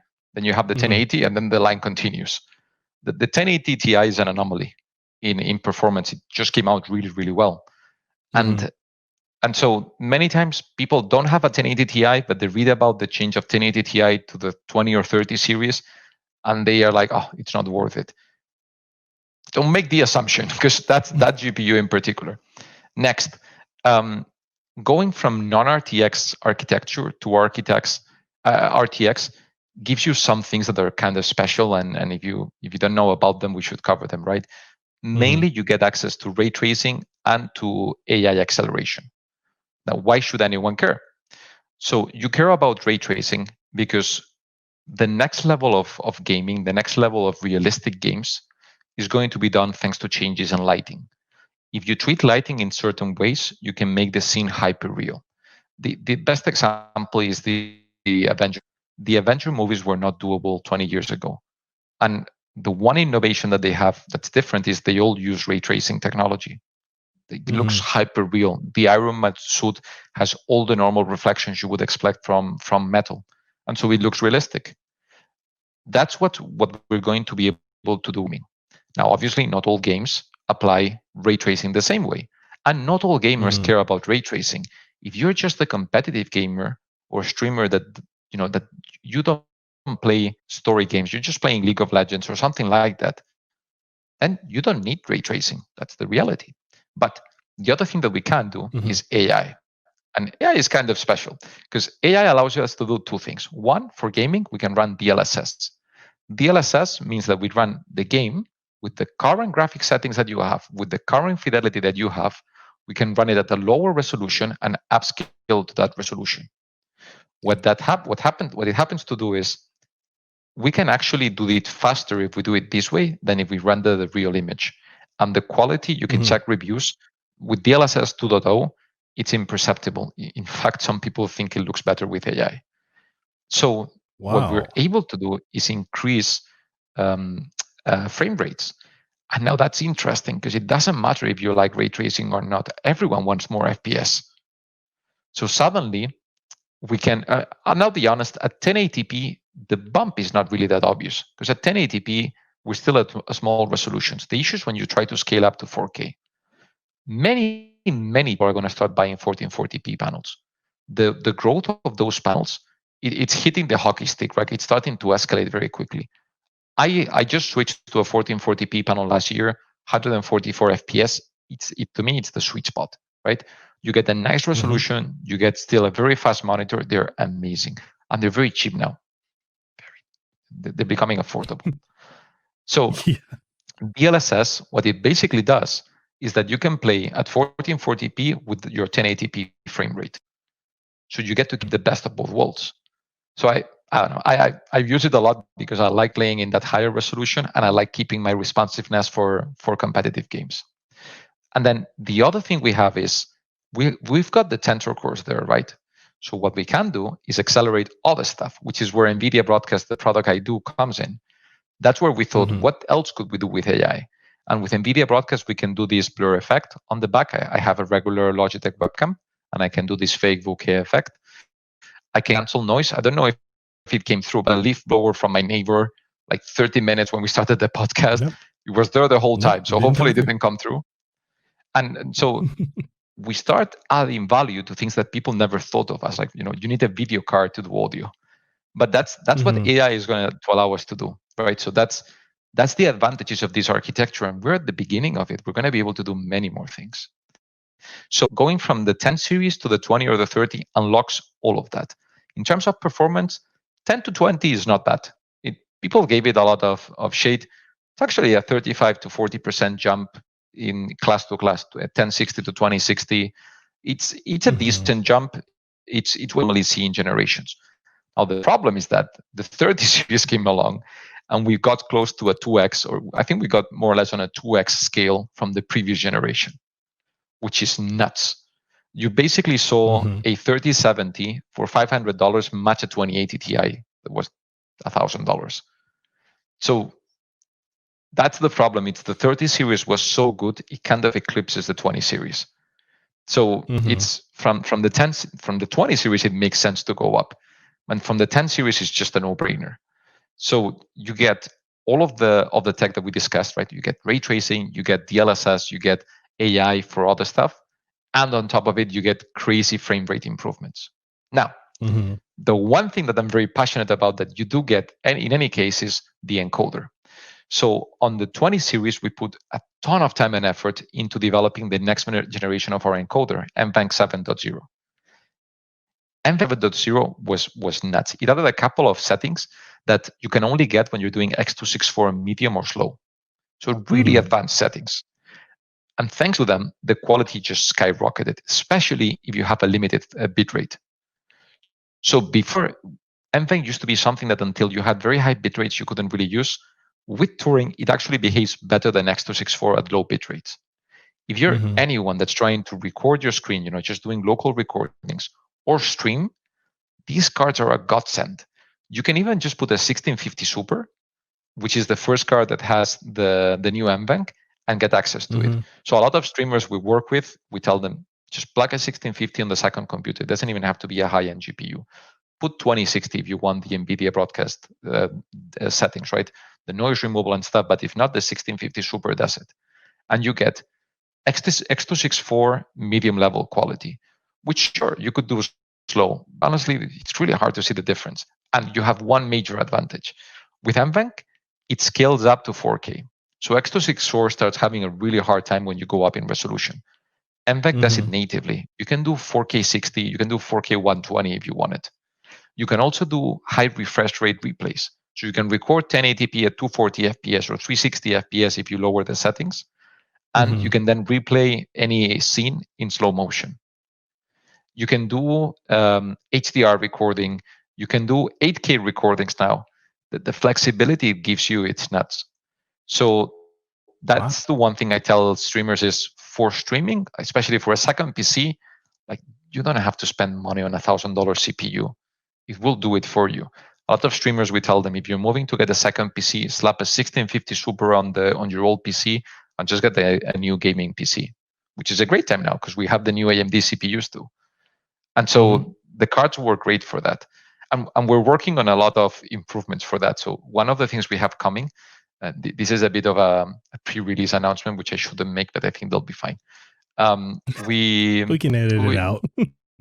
No, we put an article on it. It's if you are interested in the topic, you would have seen it.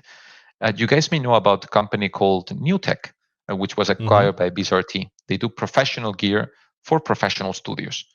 They have a product called NDI. NDI is a protocol that allows you to take frames from your PC and transfer them to another PC with no capture card. It does it through your local internet. We've been working with them to encode it on NVENC. So on your main rig, you just encode it with NVENC. It goes to your second rig, and then you can composite and encode out. You don't need a capture card. You get top quality, and the setup it basically comes for free. So now you don't need an expensive CPU on your second PC. You don't even need a capture card.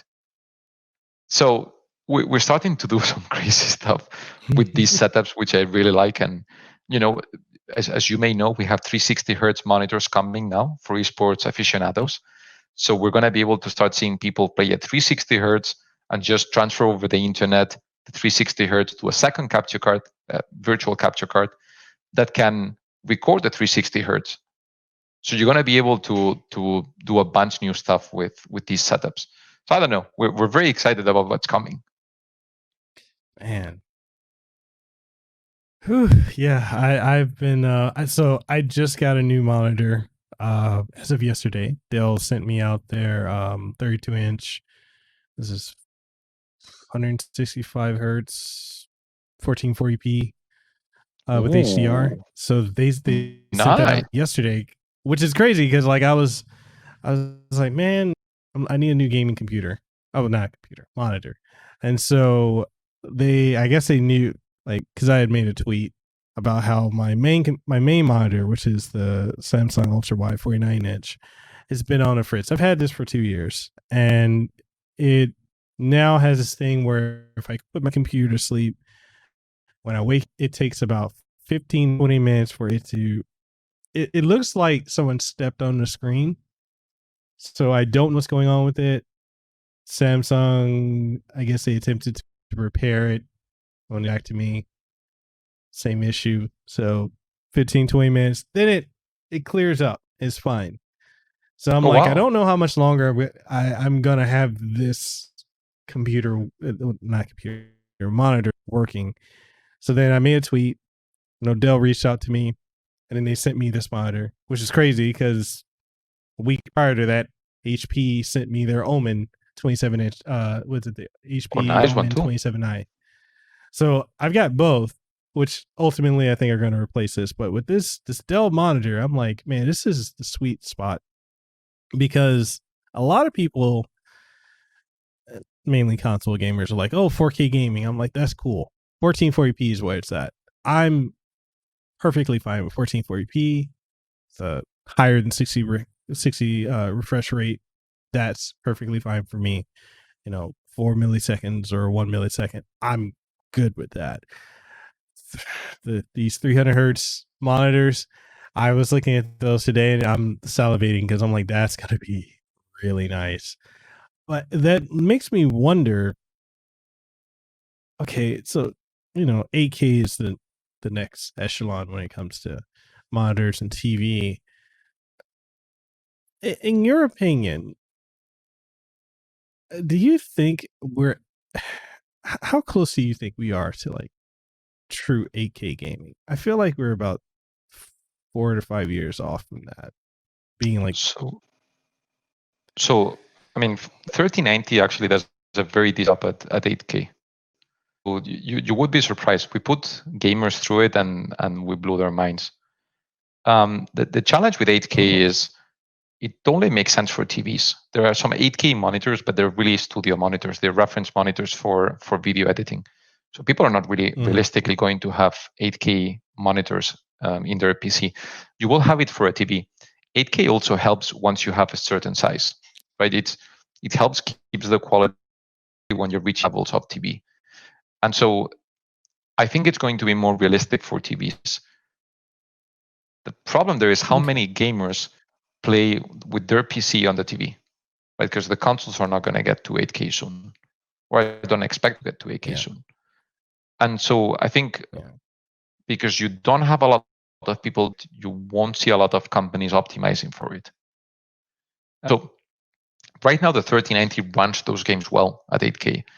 What does it need to be better? It needs a bit of optimization, right? The thing is, if you have limited resources for a game, would you delay a game to optimize it for 8K when not that many users do it? Not really. Do I think so? I guess your question is, if you think about it, is when will 8K TVs be a significant portion of the install base? Yeah, and it's not really. It's not really my realm, right? I don't really know TV adoption that well. I don't think it happens soon because there is no content. It's going to be a catch-22. There won't be content because there are not in 8K screens. There won't be enough 8K screens because there is no content. Now, YouTube is converting a lot of content to, it's accepting content in 8K. They're converting it to AV1, so it's easier to transmit. A lot of the groundwork is being done to make it easier. But I honestly have no sense when it happens. In the timeframes I manage for my products, I don't see it happening soon. It's something that if, for example, I'll turn it around. Okay. When do you want to be able to do 8K content? Because then I'll help you do it.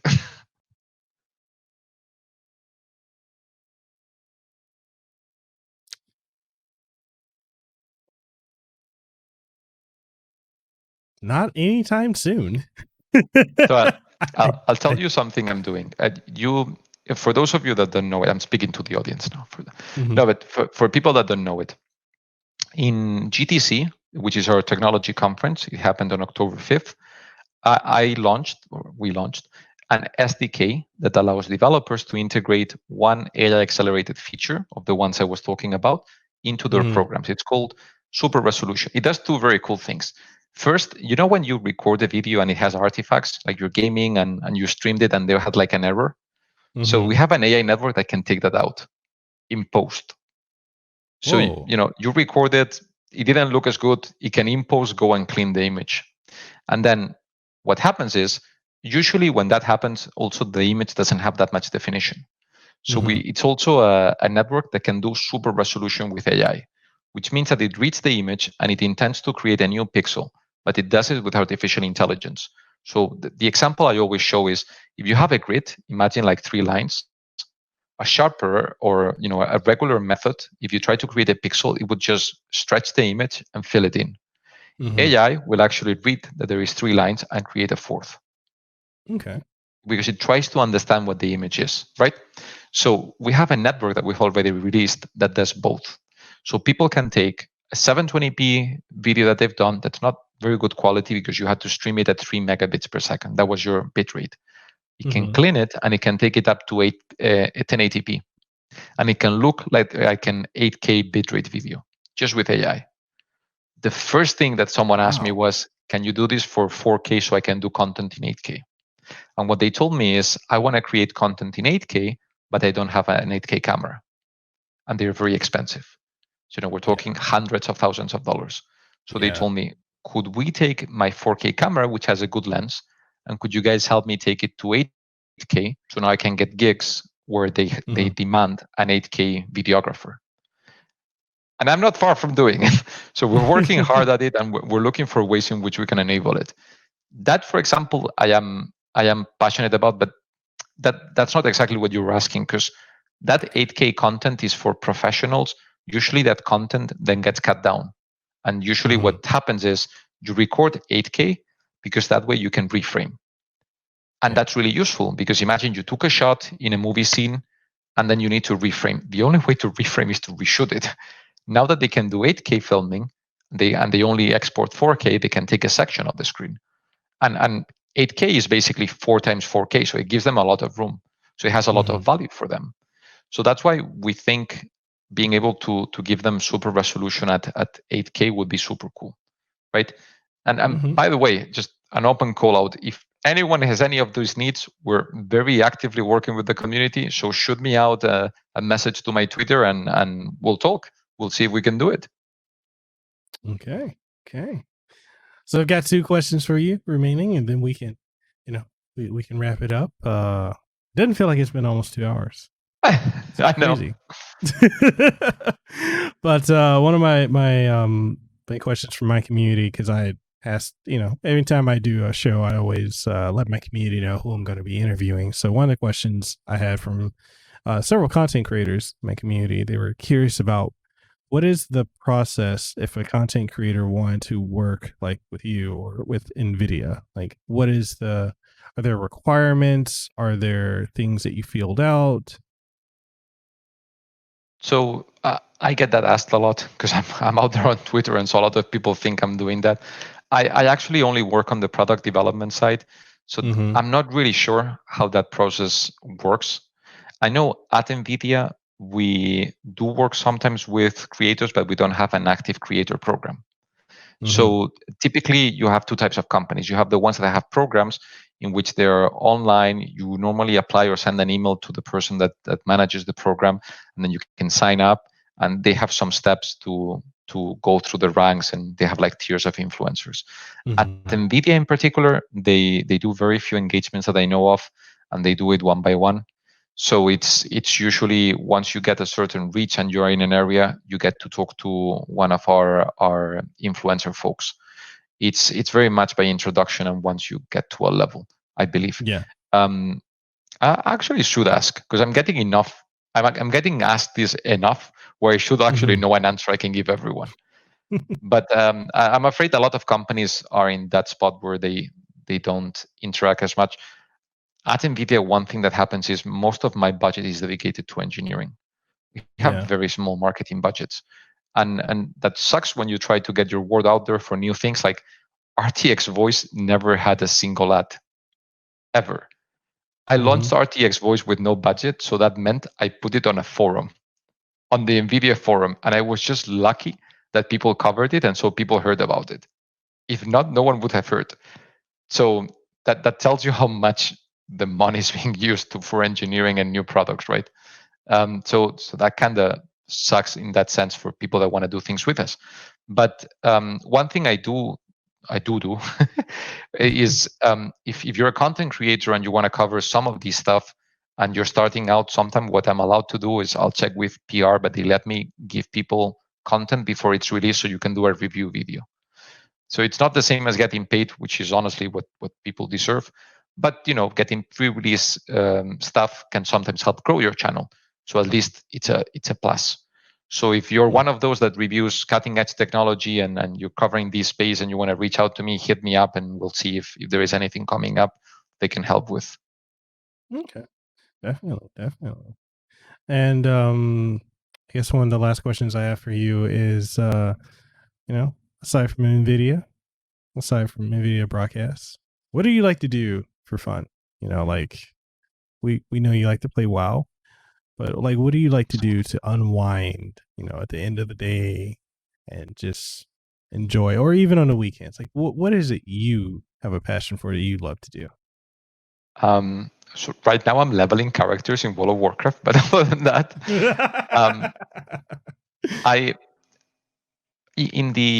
when I did the masters and I started doing that thing outside of the box, I developed a passion for hiking. I had never hiked in my life. As a matter of fact, my granddad he lives in a small town there. Mm-hmm. That town is as poor as you can imagine. And when I was growing up, we used to go hunting for food. Not as a sport. Like it was what we were going to eat. So you wanted to make a paella, and what went in the paella is what you caught.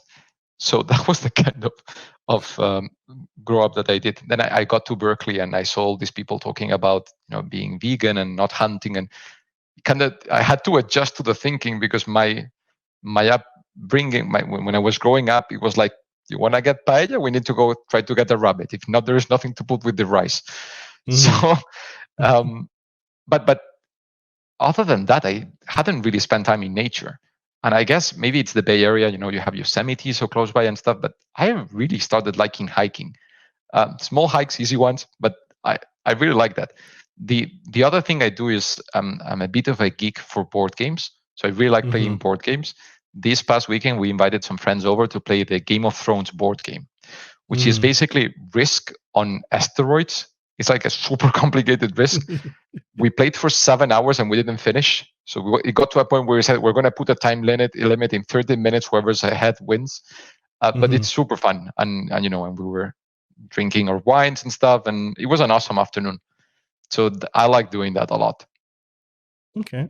Well, I will say this, this is open invitation. If you ever come to Hawaii, especially Honolulu, you got a place to stay, because I live, nice. My house is literally, I have a 5-bedroom house. Like I said, we're expanding on it too. So, our house is right in the middle of the Diamond Head hike and the, what's the other one? Cocoa Head. So that one, which is funny because like a lot of times, like my friends that are in the industry or the voice actors, they'll come out here and they'll stay with us, and literally we'll be like, okay, so you can go do Diamond Head. That's easy, that's fun. What's next? I'm like, well, you could do Cocoa Head, and they're like, oh yeah, let's do that. I'm like, well, here's the thing about doing Cocoa Head. Cocoa Head starts off like this, and then it gradually curves until you get to a point where it's straight vertical, and it's scary. I'm not doing that about I'll hike it with you. When you get to the top of it, I swear to God, when you get to the top of it, it's the most beautiful view in all of Hawaii. Oh wow! You can see the entire island. Oh wow! From there, it's such a beautiful sight. Then you have to realize you have to go down the mountain. So that's the other part. Trust me, take care of you. You won't die. Awesome. But we'll do it. Yeah. Like seriously, like anytime you come out here, if you want, get a place to stay. And I'm telling you, the hikes are fun. Dude, food. I don't know if you're a foodie. So where I live, I'm literally within a minute of everything. Doesn't matter what type of ethnic food you want. It's all here in my area. Nice. It's crazy. Yeah, no, we're Spanish. We value food too much. So yeah, like everything is here. Every time I go, let's see, because my wife and I, we develop a love for Indian food. So when we want to get Indian cuisine, there's a place literally down the street, and every time we go there, Hironobu Sakaguchi, the guy who created Final Fantasy, he lives 2 houses down from me. So every time we go there to that Indian cuisine place, he's there. True story. Blows my mind. It's like, Mekel-san. It's like Sakaguchi-san, how are you? It's crazy. So yes, I think, the offer's there if you want. Hey, and we haven't been to Hawaii, so it's a deal. We'll be there. Do it. All right, man. So that's I actually have a final question for you. Did you have fun? Yeah. This was awesome. Many thanks for having me, and I hope people enjoy it. Definitely, man. Definitely. Is there anything you want to leave the audience with before we go? No, I mean, we covered a lot of topics, so I hope that they were entertaining or of value to you. If anyone has any questions or follow up, and you guys wanna ping, I guess either of us, we're both on Twitter, so we're both available. But I very actively respond to questions on broadcast streaming. I also cover NVIDIA Studio, but I cover the professional, actually not professional, just content created laptops and desktops for NVIDIA. So if you guys have ever questions on that or NVIDIA Broadcast, hit me up and we'll be happy to talk about it. Is there anything you'd like to leave the audience with before we go? Don't leave your camera on auto light when you're recording a show with changing light from sun to night, because then the camera keeps flickering, which I realized too late and I was too lazy to fix, I guess. That was one. 2, you're fantastic. I love this show. We've been chatting now several times, and you're awesome. So best of luck with the show. I really hope it grows and it does well. And as I mentioned before, if anyone has any follow-up questions, I'm available on Twitter. I'm fairly active there, so I try to respond to everyone every day. And just happy to chat with anyone. Okay.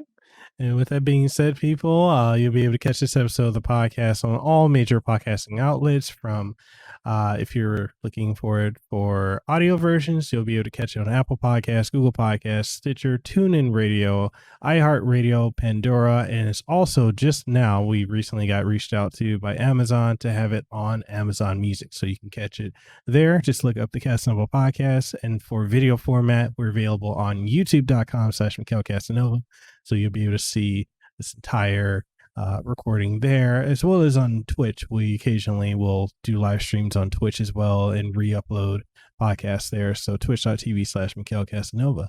And with that being said, all the links from my guests outlets, as well as information for topics that we talked on, will be available in the description below. So make sure you go check them out, and make sure you go and follow Gerardo over on Twitter. So I'll have all the information there. And with that being said, we are signing out. We hope you guys had a great one.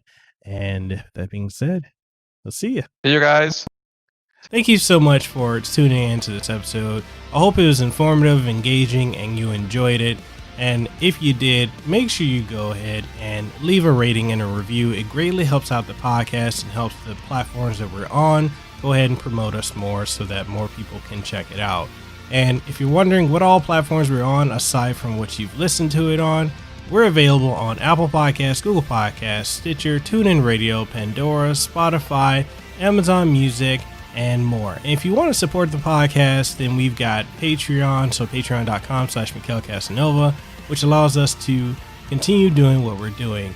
If you're looking for this in video format, we're also available on twitch.tv/Mekel Kasanova, as well as youtube.com/Mekel Kasanova. So with all that being said, I'll catch you on the next episode of Hawaii's #1 podcast and the #1 podcast in the Pacific, the Kasanova Podcast. You have a great day, and I'll see you on the next one.